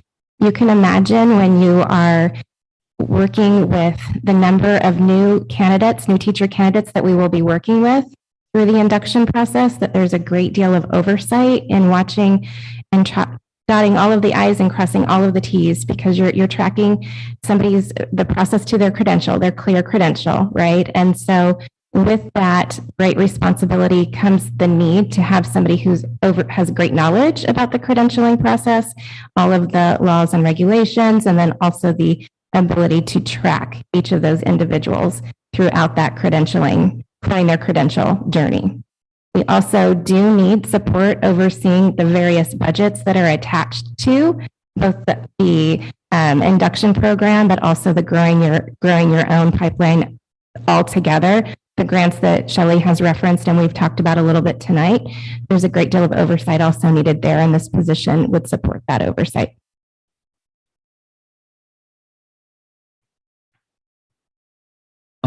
Jennifer and Shelley, I have just a couple of things that I wrote down, and just maybe some points of clarification on the second page. 7 bullets down.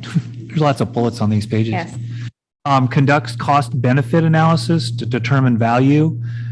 Doesn't seem it. I don't really know what that means. It's not clear what the cost benefit of what, analysis of what, and determine. I mean, so I guess could that maybe sentence be made more clear? I think that it can. I could elaborate just a moment for you to give you some more clarity. But when you're thinking about, are we running our own induction program or not? The cost benefit analysis of that. Are we consulting with or somebody to assist us with the grant writing, or are we employing somebody to do that? Those types of things that would be wrapped up in this body of work would be the types of cost analysis, benefit analysis that would be taking place. So cost benefit analysis, determine value of the program itself? Yes, yes. I think it's generally an activity that a budget manager is going to get into. And so it's not just a program or just a grant. It's going to be a myriad of items and activities that might be here. It could be speakers, it could be travel, it could be a lot of different things. But it's an analytical skill that you want a person to know they're going to be responsible for when they get here. Cost benefit analysis to determine value. Is this the right way if this is the outcome, or is this the right way if this is the outcome? Okay, so and that's for me. I just wanted to know whether it was a skill set, as it's representative duties, versus something that applied to our particular program. So it's a general skill set basically, and somebody looking at the job, looking at the position description will understand something that I don't necessarily need to. But they will, because it's part of their representative duties. Okay. So, yeah. And they'll know. I mean, the folks that we'll find for this job will know and or learn, because they already have the other skills they need to do cost benefit analysis. They'll know. And another thing that this person I would imagine do is provide that analysis to work through Ms. Loftus to say, hey, this is the way I see it. They can make an assessment also based on that projection of value that we want to invest a little bit more on the front end, this outcome, versus we'll spend a little bit less because we want to use those resources over here. And they know the pertinent variables. They do. Right? If you're going to do analysis, I mean, it has also to depend on the variables. I guess my question is, in terms of the credential analyst and budget manager, why does that person need to have a degree in education? I think that's a really good question. When we were looking at this job description, just in different districts across the state, it referenced that consistently. And I think that it was included there for that reason, the reason that the individual is bringing a skill set to really looking at it through that lens. But as I'm saying all of this out loud, I'm having a wonder myself if whether or not that might need to be adjusted. I think I would defer to Mr. Beecher possibly on that, but definitely Ms. Beltran. I mean, I'm thinking back to what, like at Cal Poly, what a credential analyst, what skill set is required for that. And, if it's, checking off coursework, or have you completed these particular actions? And I mean, the whole budget analysis piece says to me it needs to be someone that has some skills in accounting. And I mean, it just doesn't really, becoming a teacher did not prepare me to be a budget analyst. I don't disagree with you. But they left it open though with related field. Yeah. I feel your point. I think, that's why when you ask a college professor versus a high school teacher what math is most important, the college professor is going to say math and now. The high school teacher is going to say calculus, because the college teachers are seeing more and more that math analysis, that analytical type of mathematics is going to be really more important with all these different jobs. And so I was going to say it to your point, perhaps even adding background in programs analysis as part of their education and experience. Well, and I also, in all of these job descriptions, you refer to the SMBSD theory of action, current curricular programs, and instructional focus areas. To me, that says we're only looking at people within our system. We're not allowing the idea of bringing someone else in who then, could learn that. But is that accurate? I can clarify a little bit. I had a similar conversation. The posting is what will attract a person. So depending on what we post in the solicitation for applicants, that will tell us who we get in as potential candidates. Job description will help us shape them once they get here, because it will describe that you'll need to be familiar with it. It's not a part of the minimum qualifications. Right. That sets the stage for who we can hire, but we'll be able to say, as we share their job description with them, and now you'll need to learn, as part of your job, our theory of action. I think that's why it's discussed in the job description, is to make sure it's a part of how they do their work. Does that help? It helps. It's difficult because we look at it right now, because this is a discussion that I had with Mr. Beecher before, is you want these things to be aspirational and seeking a high, right? And a high expectation, but this is kind of a little bit of a distillation where it's more of the qualities, not necessarily like the descriptor that you're talking about, Matt, I think is what we were talking about. Because for me, I on each one of these, I came to personal qualities and it said independent worker. Like, well, that doesn't really mean a whole lot to me. It doesn't really, service this anymore. I'd rather have somebody that works independently or collaboratively as indicated. Right. So, I mean, there's semantics, but I think this is bullet points. I only know one credential analyst, so that's why in my mind, when I'm reading this, I only know Tom, so. And this job is actually Tom. That's what I'm understanding. It was then too, when we were just trying to get it off the ground, so, and he's still doing the job. And usually a covers from their clear credential through induction, ask backup. Yeah, see this. In partnership. This and manage the budget. And you usually find them at universities. You don't find them on the job market. I mean, they've been there for years. This is why I'm wondering. I really appreciate Linda's point about the description, about having an understanding of our theory of action, because you're right. If there's the perception that this is only for people within our system, right? We want to strike that balance of tapping into our local, assets, but also not, giving the perception that, oh, we already have somebody in mind for this position. Because that is a concern that I've heard from staff is this position already lined up for somebody? And if that were to be the case, that'd be very disingenuous of us, right? And so I want to make sure that that All process right, is. we don't have a credential on this around here. If you I want to knew make what sure that they the process did. is fair, right? And that Not it's a one here. transparent process where we take advantage of outside talent and our local assets. What the ladies want.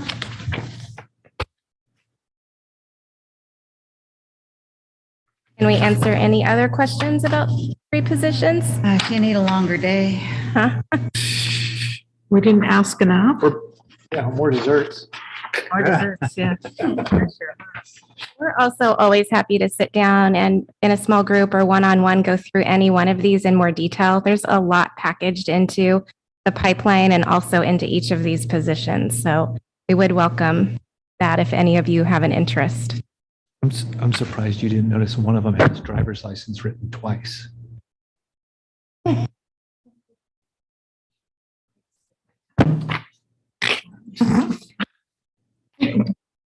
have to separate both of you. So we are being asked to approve 3 of these 4 job descriptions, leaving out only the one for a certificated The general education. general ed. education teacher. Yes, that is correct. If there aren't questions on that, maybe we can move on to the general education teacher and just have the discussion of that. Should we approve these 3 first and then go to the discussion? In my mind, I would finish the content of the item before we take the action we need to take. The general education teacher is part of the content of the item, so I'd say we carry that conversation.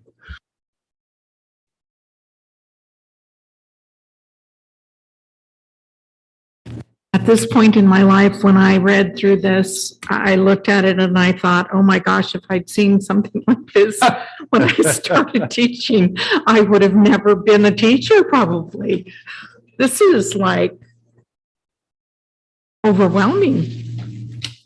One of the things that we're being asked to ensure is that our job description really addresses all of these CSDPs. And so you see a lot of language there that's being pulled from that. And then also the call out for inclusive practices and it's, yeah. I mean, I totally understand where all of this is coming from and why it is there. I'm just saying, and hopefully, teacher preparation programs are making sure that potential teachers understand what, is involved with understanding standards, knowing what the standards for the teaching profession are, and all of those kinds of things that did not exist in the dark ages. Well, it's hard right now getting your credential anyway, because you're only attending a 1-hour class on Zoom for a lot of these method classes. So there's going to be holes. I know that. Ms. Cudero, one of the things that I was talking to Shelley about, just one more thing, is that a really strong practice that I've learned from my past is that the universities that you're in partnership or wanting to be in partnership with, or are sending us, teaching candidates, that we start a consortium where we're meeting on a regular basis, could be monthly, where we're walking rooms together so that they can see actually what's happening in our rooms. What exactly do teachers need in those teacher preparation programs? Because I say it with love, but almost always the teacher preparation programs are just a wee bit behind on what we're doing. Some are much more accelerated than others, but for them to really walk our schools and see, this is our community, this is our context, this is what teachers are doing every single day.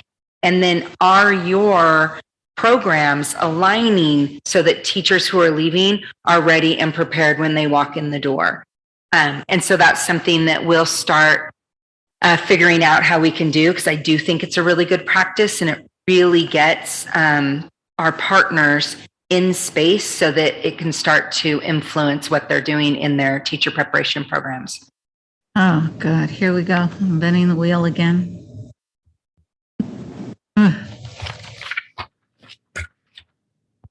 So on this description, ladies,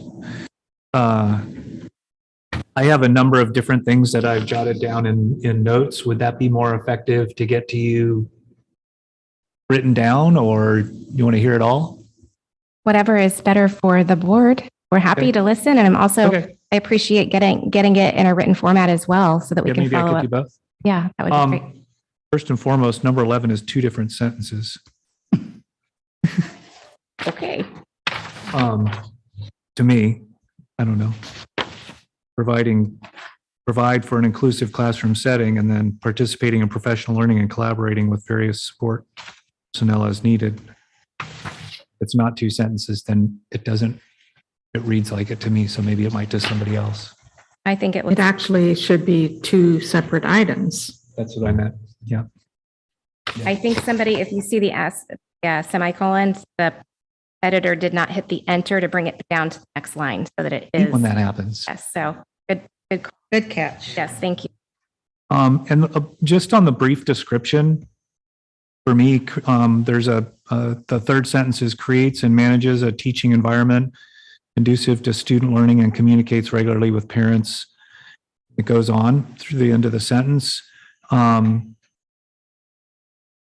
Conducive to what kind of student learning? So this is one of those kind of things where it's a little bit on that wall that Mr. Beecher was talking about being aspirational and just descriptive.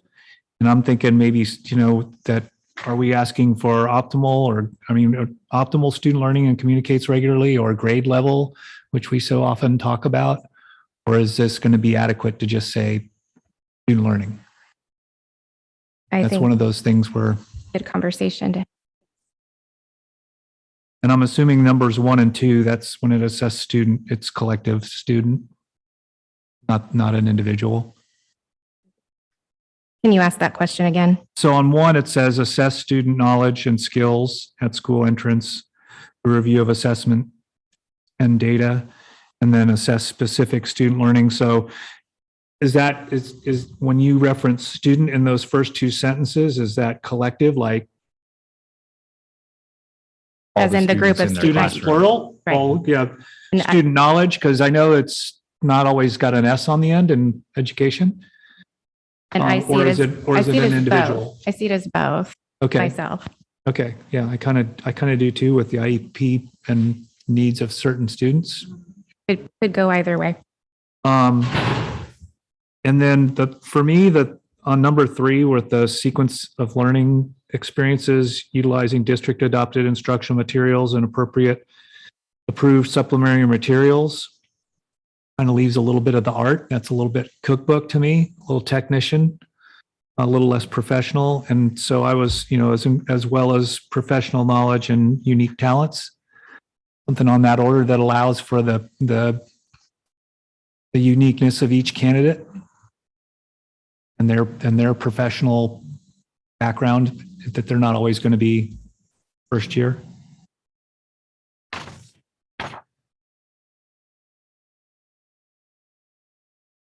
And on knowledge of, I was going to have knowledge of social emotional indicators. And that's my language, not anything out of the education vernacular. So it might be something you clean up and make it more ed-like.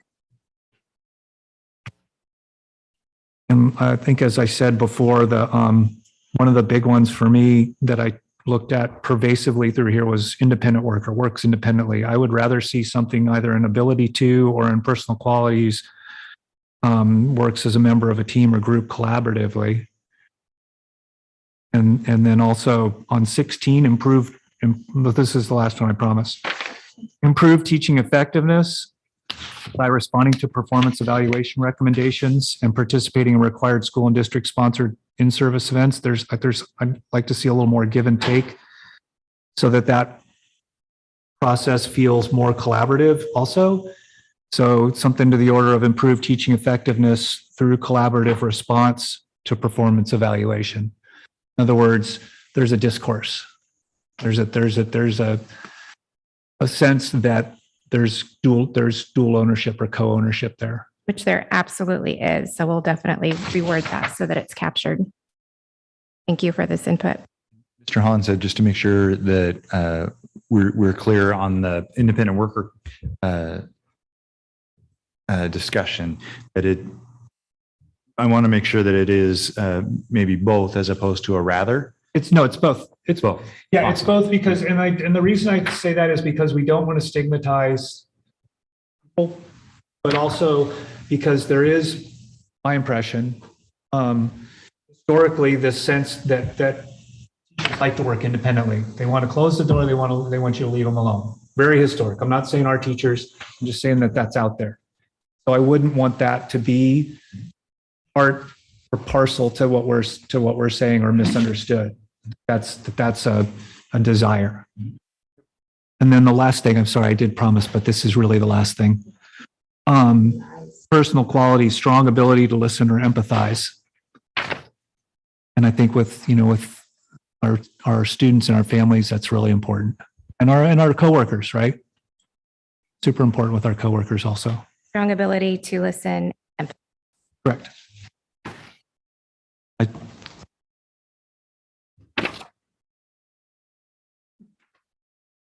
That I noticed is that it's good to see in the education and experience section in the middle of the second page, the backside, it says bilingual, multilingual is preferred. Below that, where it says ability to, it says communicate effectively in the English language, both orally and in writing. That really struck me because actually in our community, being actually bilingual, particularly in Spanish, just as essential. The likelihood of you engaging with one of our families just as likely in Spanish as in English, actually. So that just kind of caught my attention. And since many of our staff are monolingual, it would be essential that they have the disposition to be effective at nonetheless connecting with our families, right? So not letting language barriers get in the way of effective communication with their families. I did see some language around that in the beginning of it, right? Connecting with families, which is excellent, but somehow noting that regardless of of whether our teachers are monolingual, particularly in English, that they be proactive and effective in nonetheless engaging with their families. I don't want that to be an excuse for non-engagement from any staff member. Thank you. Understood. I think I captured what you said. And when we bring back our revisions, hopefully it's there as you'd like. Guys, it's super, this is not an easy, right? Obviously, super difficult to capture that great person or that great ideal candidate, but thank you for all your hard work. All of this, really. Thank you for all of the input. It's been very helpful.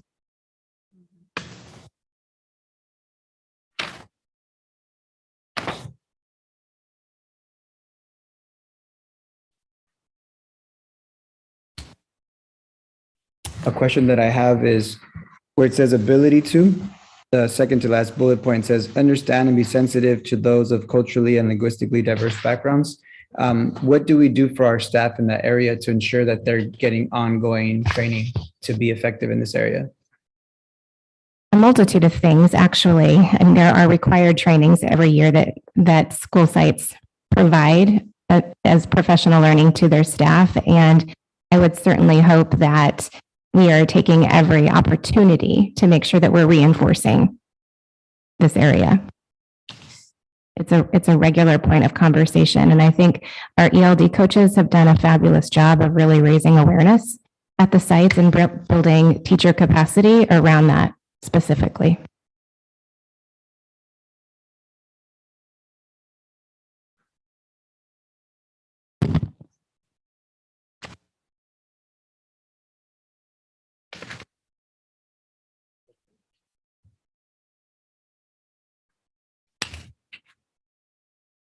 So thank you very much, board, for your feedback on this job description and your flexibility, allowing us the opportunity to put this item out for conversation and then return it to a future meeting. So as we get ready to consider a motion, if that's where the school board is, what we hope for is that modification would be to approve each of the job descriptions under this item, excepting the general education teacher. So I would move to approve the aforementioned certificated and classified management job descriptions related to teacher pipeline to include TOSA new teacher induction job description, TOSA pathway to teaching job description, and credential analysts and budget manager job description. Hollingshead moved. Do I have a second? Hollingshead moved. Mr. Valencia second. All in favor? Aye. Opposed? Motion carries. Thank you, ladies.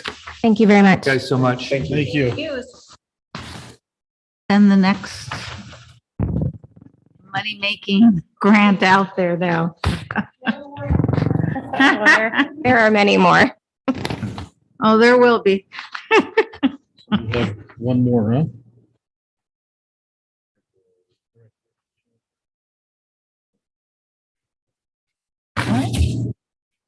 That's connected to the item. Okay. Pulled from the agenda.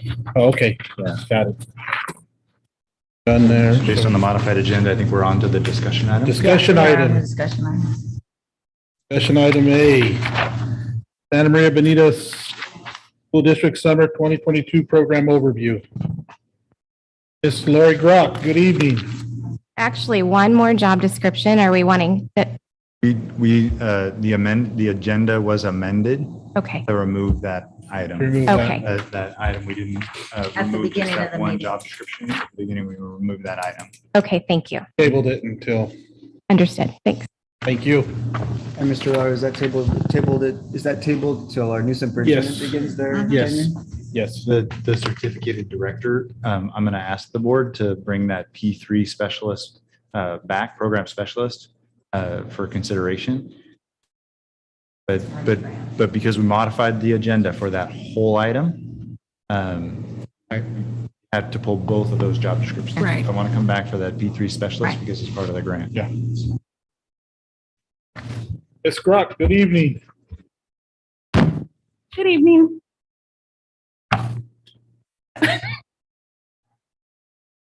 When we're on Zoom, you can nap in between when you're here. And wear my sweatpants, right? I have to stay awake. It's a pleasure to be with you in person tonight and to talk to you about teaching and learning supplemental programs and not just data tonight. So I think you'll be awake for this as well. I'm here to discuss our summer offerings and to just give you an overview of all the work that we're doing to provide for all of our students during the summer months. So frequently referred to as California's golden opportunity, the effects of COVID-19 on time and ongoing investments in education and committed funding through ELOP and AB 130 have given California's education system the opportunity to invest wholeheartedly in the whole child. And it is a pleasure for me to give an overview for our multi-departmental work in this area. I have to shout out the incredible work of the TNL supplemental team members, the special education program staff, the TNL core members, ACES and migrant program staff. We are all working together to operationalize a world-class, rigorous, engaging, and responsive summer program to meet the needs and wants of our students and families. So you can see kind of the overarching design of the program and the goals of the program through specifically ELOP funding and AB 130. And I want to talk to you tonight about the steps that we're taking as we design our summer programs. So we're referencing the Rand Corporation and the Wallace Foundation, promising practices for planning as we get our summer learning work started. This plan design is the framework that we're using to guide and organize our work for summer offerings. And tonight will be a high overview of the work that we have completed, the work that we are currently working on, and our next steps moving forward. So the first step in the process is to start early and be inclusive. We started planning for summer programs in November and started reaching out to the people who to whom we needed to reach out to and understanding the funding sources and the requirements of those funding sources. We really have focused on elevating relationships and enrichment. Summer school is not your mama's summer school. It's not your grandma's summer school. It's not academics for 3 hours for the students who are farthest from standard, and then everybody goes home. There really is a focus on equity as well as engagement. So we're encouraging all of our partners and especially my team to be creative and in deepening our community partnerships. The one thing that we do know is that teachers and staff are tired. And we need a break too. They need a break. And so we really have tried to capitalize on design planning that allows us to use community partners to support our students so that teachers and staff can get a break as well, and finding that balance and how we can provide for our students throughout the summer without exhausting our staff. So we are planning for multiple scenarios. We have lots of different things in the works that I'm going to try to walk you through today. Specifically coordinating those efforts with migrant education program, ACES, and special education programs. Those were the 3 key components to making sure that we had equity for all students and access for all students. We are partnering with our current ACES providers, and so though summer school will not be ACES driven or ACES funded, we are capitalizing on the partnerships that we already have with those community partners in terms of running our afternoon programs and supporting our staff and students so that we can leverage the relationships that we already have.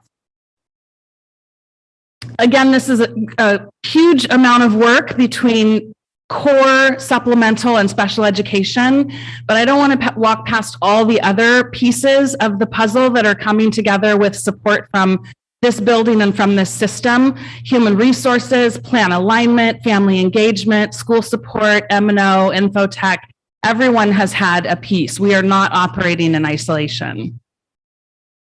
We are meeting regularly and we are focusing on family engagement, staff recruitment, and the fact that quality matters. We really want to provide a program that students and parents want to be involved in. And then as we finish the summer, we will, of course, continue to look at how we did and refine our practices. So we plan to have exit surveys for staff, students, and families that would include a data analysis of our students' learning, as well as attendance and cost. So let me introduce you to our summer program. We chose for our theme this year, Elevate Your Summer, or Eleva tu Verano, so that we could have, a new face to summer school. We wanted it to be fun. We wanted a camp aspect to it more than just another academic thing that students go to in June and July. And so we designed the summer program calendar in 4 quadrants. They are 2 15-day sessions. So the first 15-day session is June 13th to July 1st, and the second is July 11th to July 29th.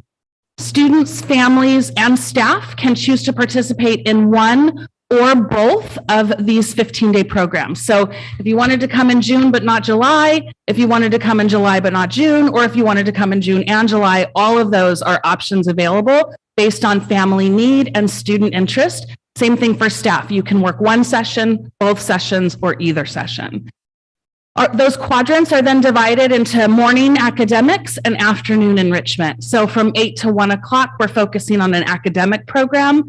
And from 1 to 5 o'clock, we're focusing on an enrichment program.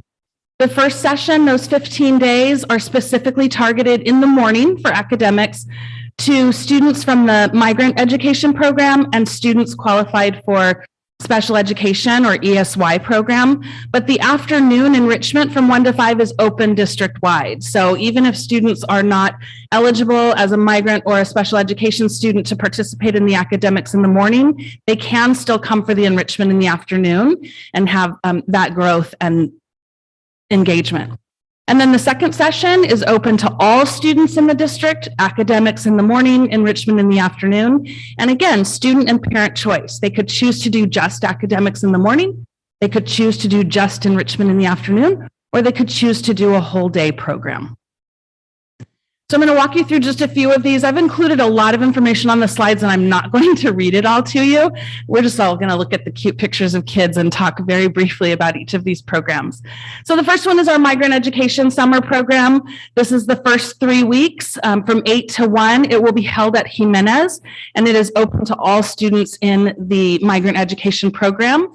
and subject to the funding requirements and programming requirements of the Migrant Education Program grant. At the same time that that's happening at Jimenez, at Libin, we will be hosting our Special Education Extended School Year, or ESY. So this is open to any students who have been determined eligible through the IEP process. Their program runs from 8:30 to 12:30, and it runs a little bit longer because of some of the requirements. They have to have a 20-day session, whereas we only have a 15-day session. So they go from June 13th to July 8th. Then we get into our summer academics, which is our July morning session, open to all students currently enrolled in the district. So TK to 7th graders now, becoming kinder to 8th graders next year. This is a 3-week session of learning, and the daily schedule is set to include social emotional learning every day, English language arts, math, science, and PE instruction every day. And these will be hosted at Battles, El Camino, Jimenez, and Ontiveros, and will provide transportation across the district. So it's not just the students in those boundaries, it's for all students across the district. We provide recess time for them and lunch for them as well. And breakfast, didn't say that, but it's there too. And then the afternoon program is the summer enrichment, open to those same students, hosted by the YMCA and Boys and Girls Club, as well as some of our own staff. It's at the same locations except for junior high. We're going to bring the junior high students who want enrichment over to an elementary site for the afternoon. We'll provide that transportation as well. And then at the end of the day, we also provide dinner in a grab and go format. So lots of fun stuff for kids to do. Things like board games and dance lessons and PE classes and organized sports. And we're working with multiple community partners to provide these enrichment classes. So these are community partners such as Children's Creative Project, One Cool Earth, the Boys and Girls Club, the Santa Maria Public Library, the Girl Scouts and Boy Scouts, all kinds of different enrichment providers. And students get to choose 3 different subjects. So they get to choose 3 different enrichment activities, 1 hour each in that rotation for those 15 days. So if they did both sessions, they would get to do 6 enrichment activities over the summer.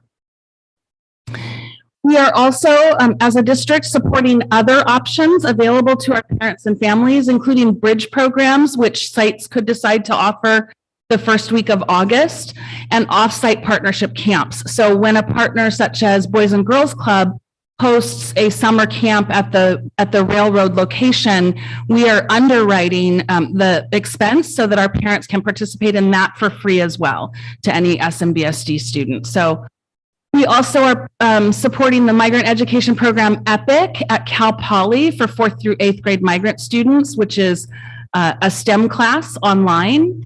And we are partnering with Allen Hancock College and Cal Poly SLO, as well as the high school district, Guadalupe and Lompoc, in order to provide a summer algebra institute for our 8th graders who are entering the high school system next year. So that brings us all of it back together to what we're doing, which is these 4 quadrants. And I want to update you a little bit more on exactly what this is looking like for us. There's the Spanish program as well. This is how we're doing enrollment in the summer school program. So these have been published for about a week. There's a short URL that parents can click on or a QR code to register. And we have registration open until April 29th for any or all of the 4 quadrant options that parents have available, trying to make it as easy as possible for our parents. Registration is in progress. It's been in progress for 1 week.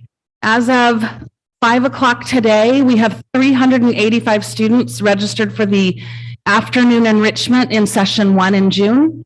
665 students registered for the academic program in session 2, and 464 students enrolled in the enrichment program for session 2. Just today, in 1 day, we received over 100 registrations for our program. So I believe we are going to be at full capacity by the time we close that registration April 29th. I'm really excited about what we're seeing as parents being really excited about these options and getting in there and getting enrolled so that their students have a seat. And what is capacity? Capacity varies by site, but the ELO pay funding requirement is a 1-to-10 ratio in TK and K and a 1-to-20 ratio in 1st through 8th grade. And so what we're doing, my team and I are looking at the sites that we've identified and exactly how many classrooms we have. And that will be our maximum registration at 20 kids and 20 students in each classroom. And then we'll go back from there to see what we can actually staff. And we hope that we are able to staff every classroom. Which brings me to the next slide, which is current staffing. So staff recruiting is also in progress through a simple Google form. Teachers and classified staff can choose which sessions they'd like to work and what they'd like to do.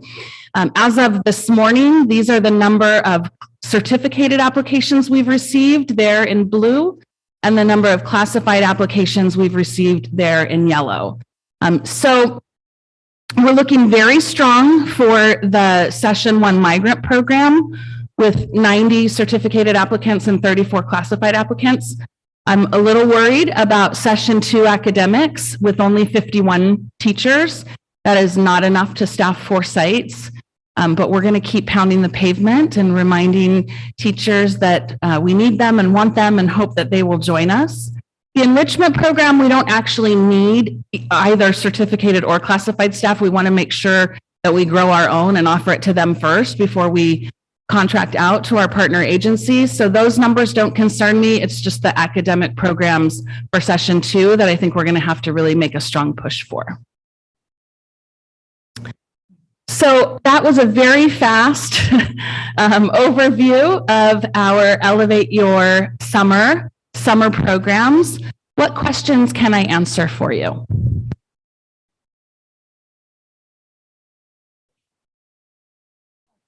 Orbital.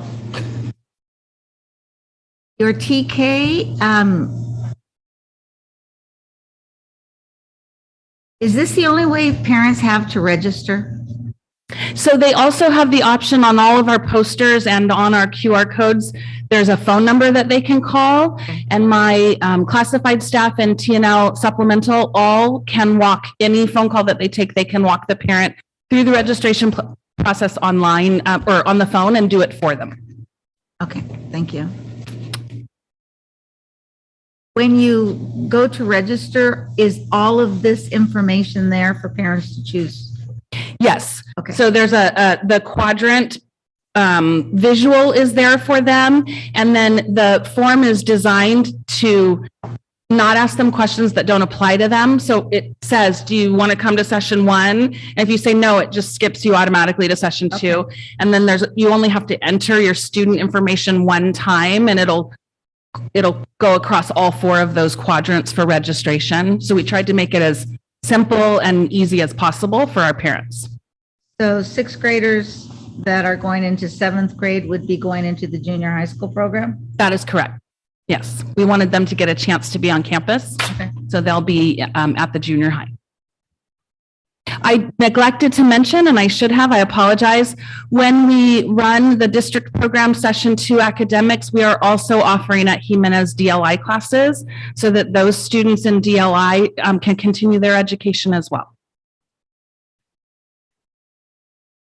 Lori, I feel like there was another STEM opportunity in the past aside from the migrant program. The migrant program has STEM built into it as part of their daily endeavor. And then we also support the EPIC STEM program, the engineering practices in college, I think is what it's, I apologize. That's the Saturday school one? No, that is a summer offering as well. Okay. Cal Poly is doing it virtually this year. Oh. And so our migrant students will be able to join that as well. Well, that's what I was saying is I felt like there was something like EPIC that was not migrant related that the other There kids is could do. STEM Center USA is our partner for STEM classes, and we'll be offering that in the enrichment option. So students who are interested in that can choose that as one of their rotation, and they will get 15 hours of STEM in their session.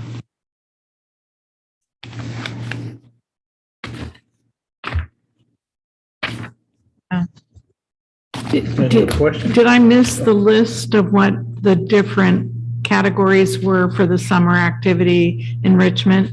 I didn't put it on in a there? slide. Okay. We are still working with our community partners to create those MOUs and figure out exactly what we're offering.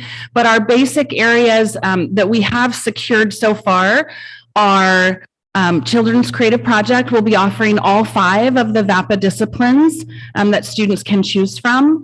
We will have our Alevo partner offering physical activity as one of the rotations. We have board games and supervised play. We have free reading time because I'm a library nerd and I was like, I would just want to, if I were a student in summer school, I would just want an hour to sit in the library and read. So we built that in as well. Arts and crafts we're working on, and then some other things. One Cool Earth is going to do a garden club where the students spend an hour in the garden and then talk about healthy eating and healthy plate type things. So those are the ones we've secured, and we're still working on the others. So it's going to be really pretty incredible, I think. Lots of options for kids. I asked because I think a list was shared at last week's LCAP meeting. Yes, yes, it is part of the registration. If you want to follow the link and just do a fake registration and don't hit submit, you can see all the offerings that we have created. Yeah, fake.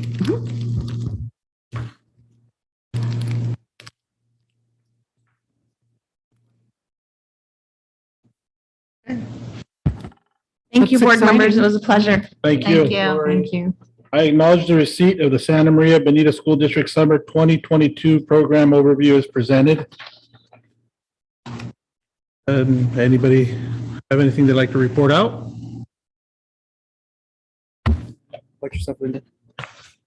Well, I just, as was already mentioned, the painted rocks that we received from Furlong were very exciting.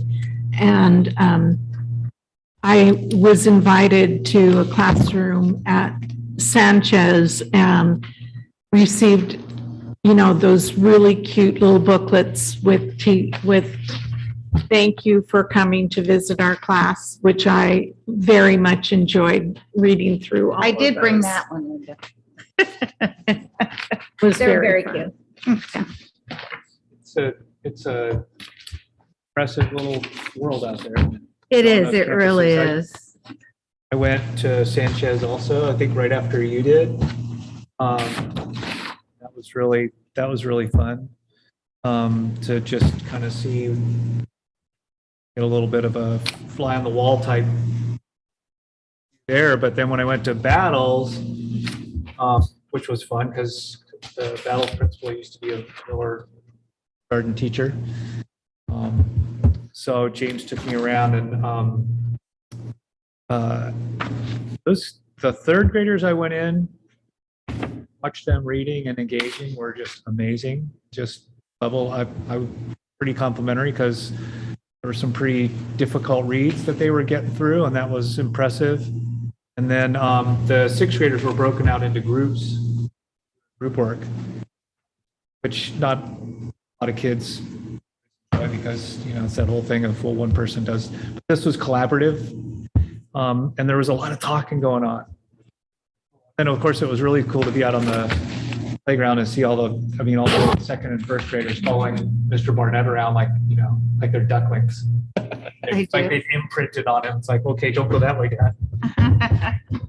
But yeah, it was really nice as was tonight. And this month is Asian Pacific Islander Heritage Month. So I know Ricardo's got me on that now. I got to check what every month is now. My wife's saying the same. But not to, that we have those kids in our classrooms. It's important to acknowledge them and their unique heritage and the things that they bring to us. So that a little shout out. Absolutely. I have all those kids in my family. Tying along to what John is mentioning, it ties perfectly actually, because a few months ago, I introduced the idea of the graduation sashes. I'm not sure if you'll recall, right? And lo and behold, here we are, like, a couple weeks away now, pretty much what feels like, right, from graduation season.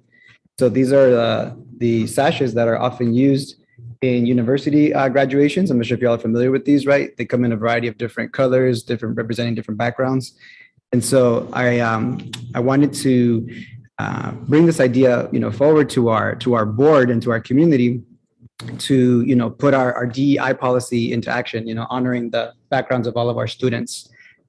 They come in lots of various backgrounds. So for example, I've seen African-American students often identify with the kente cloth. I've seen students wear different colors representing different nationalities for Mexican-Americans, Central Americans, Filipino, Italian-Americans. I've also seen people wear like leis, right? Students from various cultures wearing leis, which are often associated with Hawaiian culture. So I see the idea of bringing these sashes to our district students during graduation as a motivator for our elementary and middle school students to wear at high school graduation, at community college graduations, university, higher ed programs as well, any higher ed program. I also see it as a way to promote our college and career readiness endeavors. We had principals, right, talk about that with having our students already preparing for interviews, right? And I think that sets a really great standard that we expect and encourage all of our students, right, to go on to higher education. So therefore, I want to, request a vote from the board to agendize this idea for our May board meeting to allow our students to engage in this college-going cultural opportunity for all of our graduations in our district starting in June 2022. So, Ricardo, they do. oh, do they already? Yeah, I've been to El Camino numerous times, and each family does something different. We've been having the drive-by. Awesome. So, they do what they can, I don't know how to mandate that. It would be a cost item, I'm sure. No, what I'm actually referring But they to. do that. It was really kind of fun to see the different creative ways each family came together as they drove. We've been having the drive-bys at El Camino, and I've been to every one of them, and they are distinctly proud of who they are and have actually modeled that very nicely. Absolutely. So I don't want to mandate something when, many of them have used the same sash, or, you can tell. I mean, my grandson graduated last year, so, he had a family sash with his tata on it and a couple of other things, and it was a very creative way to express who they are and what, they feel is important. Some didn't wear an ethnic kind of recognition. They had a family kind of recognition. But Thea from Hawaii always sends a lei, so they always wear that. So the distinction, I think, is there. It's been modeled at many high school and college graduations. So I just want to make sure I mention that is happening out there. And Mark, I'm not sure if you saw any of that at Fessler, but it's definitely there.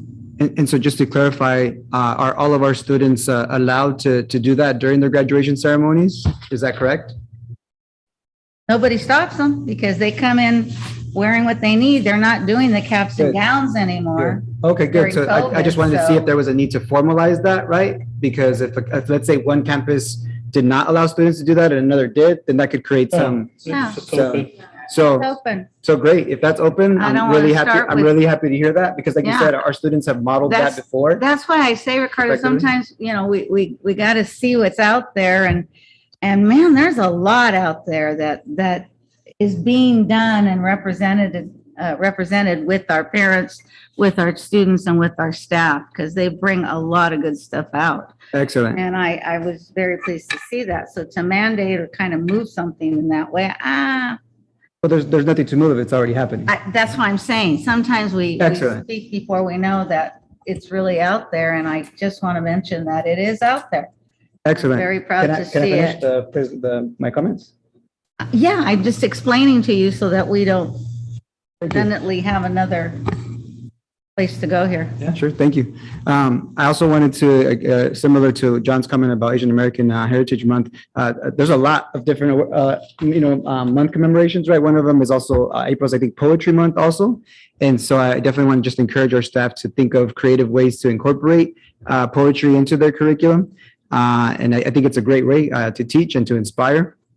I also wanted to draw awareness to the fact that this month is also Autism Awareness Month. And I think it's so important that we take time to teach our students how to treat students that are different from themselves, treat them with respect and with dignity, because I feel like sometimes the victims of bullying are expected to learn like behaviors, but not necessarily the other way around, where like students that are not categorized as having autism, they're not necessarily taught how to treat students with respect that they perceive as different from themselves. And I see this in my classroom. You know, I have students that are autistic and I see how they struggle socially, but some of their peers they're not always aware, right, that these students are autistic, right? So they don't always out themselves, right? And we're not expected to do so.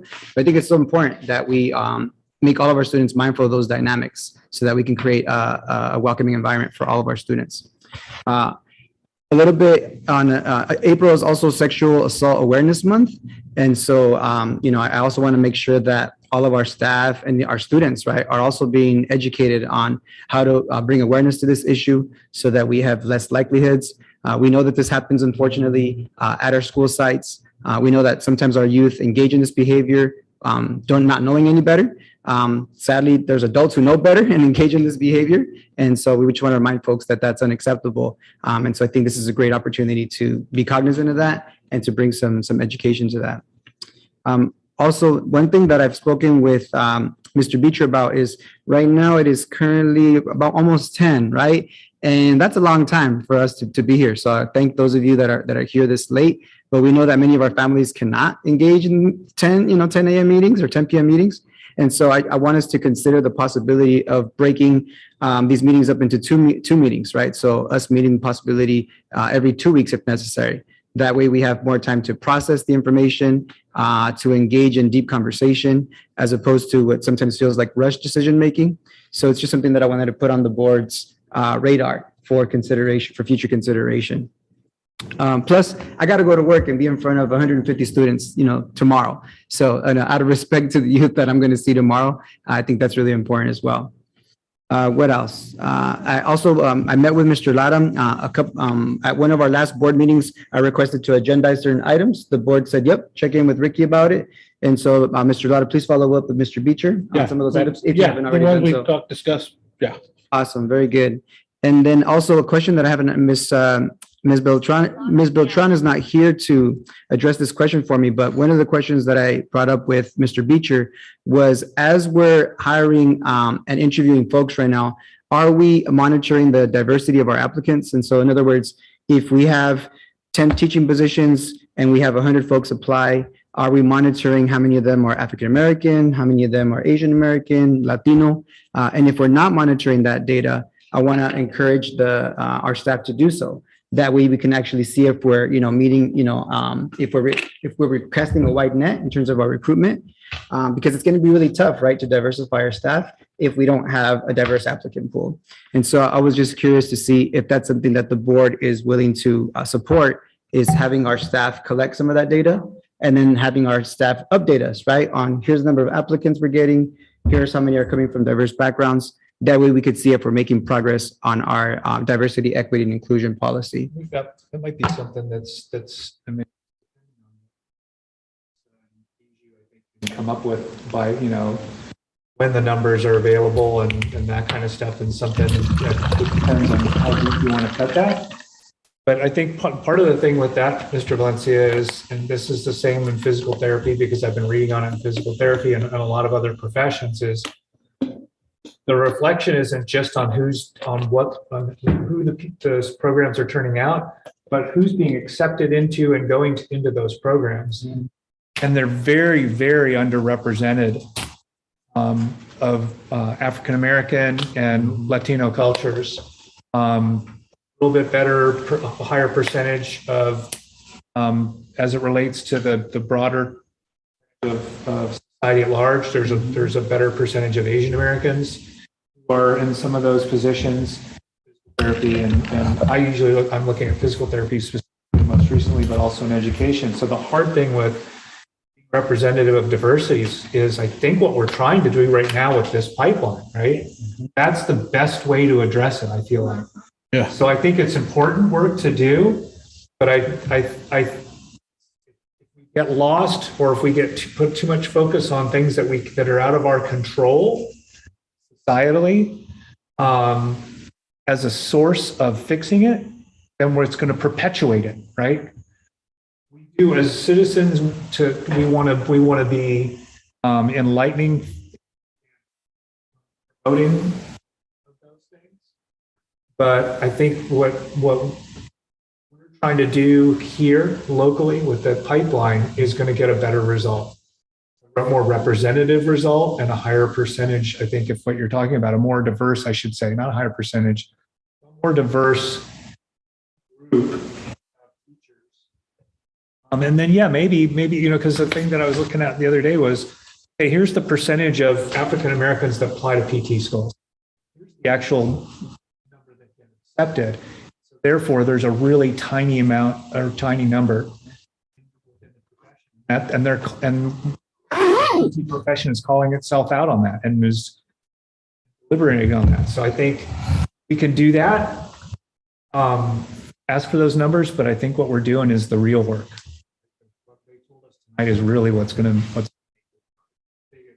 difference for us and the biggest bang for our buck. So I agree, but I'm hopeful. That's why the stuff tonight was super exciting, because I think.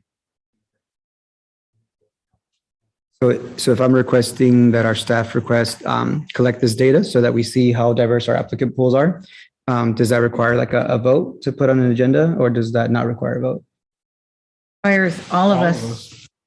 Correct. So then I would request that we vote, because we just heard from our lawyer, right, that in order to create to agendize those results, that we get some Wait. updates. If I can really quickly, one of the things I want to caution is that right now, I don't believe that there's a system in place to collect that data so that I can make sure that what I provide you is accurate. And I know that right now the resources is working feverishly, the recruitment that's in place.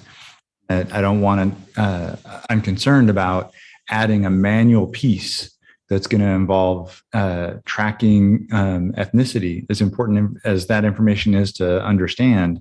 I don't want to add that piece if I can't stamp it as reliable because there isn't a system to track it accurately, knowing that the folks up there are working feverishly already, and to add an extra piece. I agree, Mr. Hollinshead, that that front end piece where the work is, that's where the effort should go first.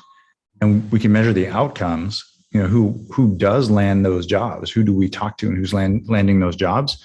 How do we target those searches? How do we cast that net into where? I think that those actions, those steps and actions are important. That's where I'd want to focus resources. Well, the other unfortunate thing, I think a little bit, is that kind of like the information we got out of the census, and I think this is what you're alluding to, Matt, like the information we got out of the census wasn't super accurate, and because it depends on how people identify. So we may not get the most accurate numbers in. And I'll also just to express a little bit around the Brown Act. We can't vote if it isn't agendized. What you can do, establish consensus, but it isn't necessarily an action. It's, kind of more of a grouping. Provide that visual of consensus, and then that can provide direction to me through consensus to work. I think it's this and that, right? We create the pipelines, right, to our talent, and we can't monitor our effectiveness if we're not seeing who's actually applying, right, to our programs, to our cabinet positions, to our teaching positions. We can't see our success if we don't see the data of who's actually applying. What I can share with you is when we did the diversity, the equity audit, my words confused, it's late. when we did the equity audit, we shared slides with you. I think it was Scrock around what was the experience of our students. The slides that we didn't show that night because it wasn't about student achievement data was around staff diversity and teacher diversity. And it took a 5-year period and it looked at what that looked like for our district. I'm happy to provide that slide. I don't remember the percentage offhand. I apologize, but I do know, and my team will probably remember as well, we had improved over those 5 years in increasing in diversifying our staff.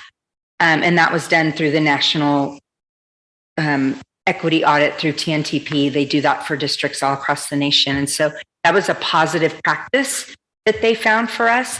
That's not in the last 3 years. I want to be transparent about that. It was up until 1920, but that's good data that you can use that prior to this, we've been on the trajectory to improve. Is it enough? Right? That's of course probably not, but we are on that trajectory. I will also say if Miss Beecher was here, I know what she would say. I'm sorry, Miss Beecher. I told you it's a little late. Home in bed. These are early mornings every day. I don't even remember her name now. Miss Beltran, if she was here, she would say, we would love the luxury of having 100 applicants and 10 positions, but it's more like 100 positions and 10 applicants. And so we're interviewing anyone that is even close to being a candidate. And what we're finding is sometimes they've already taken jobs before we can even call them back. Like we're hiring as fast as we can. And you know, in a normal world where we don't have this kind of vacancy, because it's not just teacher vacancy, it's admin vacancy. As much as there's a gap in the amount of teachers available, there's also now a growing gap of administrators being available now. And same, we know always we've had our paras be struggles, but right now we are hiring as many people as we can.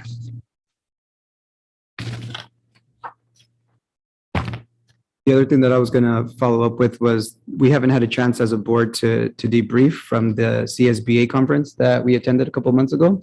So just to put that on our study session at some point. I mean, we've had a lot to do over the last couple of months, so it's understandable why we haven't had a chance to debrief.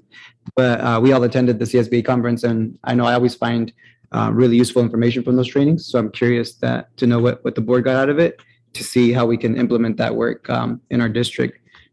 So I'd like to see that agendized at some point for a study session. Yeah, thank you very much. I did go to Saturday school on Saturday and at Alvin. Great stuff going on. Was in a 5th grade class for a little bit of the time when they were actually online with someone from, I think he was from New Mexico. University of New Mexico, and he was an engineer, and they all had kits to put together for constructing a car, and it was really cool. So quite a big group of individuals there on Saturday, lots of kids there, lots of teachers doing great things. And then I went to El Camino. PE teachers were doing a dance unit, and they had the opportunity to get Klein Dance Studio dancers to come and model a lot of the things that they'd been learning. And it was a great question and answer time, and the ladies and gentlemen did a great job for our students at El Camino. Very well done. Well, I'm like Mr. Hollingshead and everybody else. I received that rock from Furlong.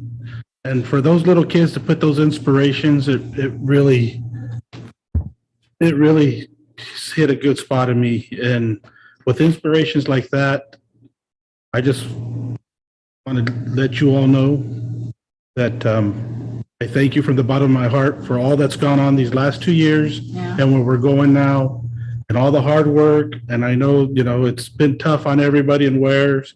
But it's I really appreciate all that has been done for our kids. And I want to wish you guys a restful Easter break because it's well deserved. Amen. Please enjoy it. Amen. You guys all have a happy Easter. I was going to echo similar comments, Mr. Lara. I was looking back around this time last year, we were just now bringing students back to campus in shifts on 4 days a week. Yeah. And it made people really nervous. And we were also grateful to have kids back. Sitting here tonight, a year later, just a little bit more than a year later, with kids back in the boardroom, singing a song. I mean, that was so moving for me. What a great way to start this meeting. Knowing we had a long agenda, it was great to have that energy in the room to help us get off to a good start. Have those kids be a part of our initial experience together tonight. Thank you to the board for your work, weaving through all of these items, your questions and your feedback.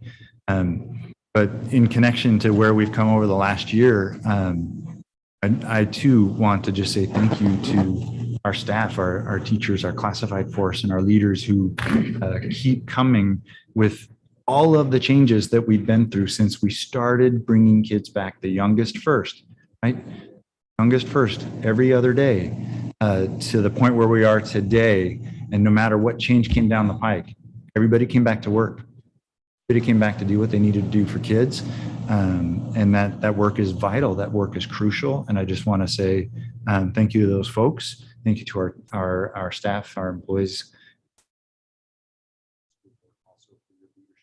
Time isn't what they teach in governance. It's not. The fundamentals still apply, right? The fundamentals still apply. But it is just an amazing display of leadership and dedication that everyone has put into this. Make sure that we all knew that's where we've come in a year. Thank you. Well, with that, we are going to go back into closed session. So good night. Get some rest. Got a day left. Tomorrow is junior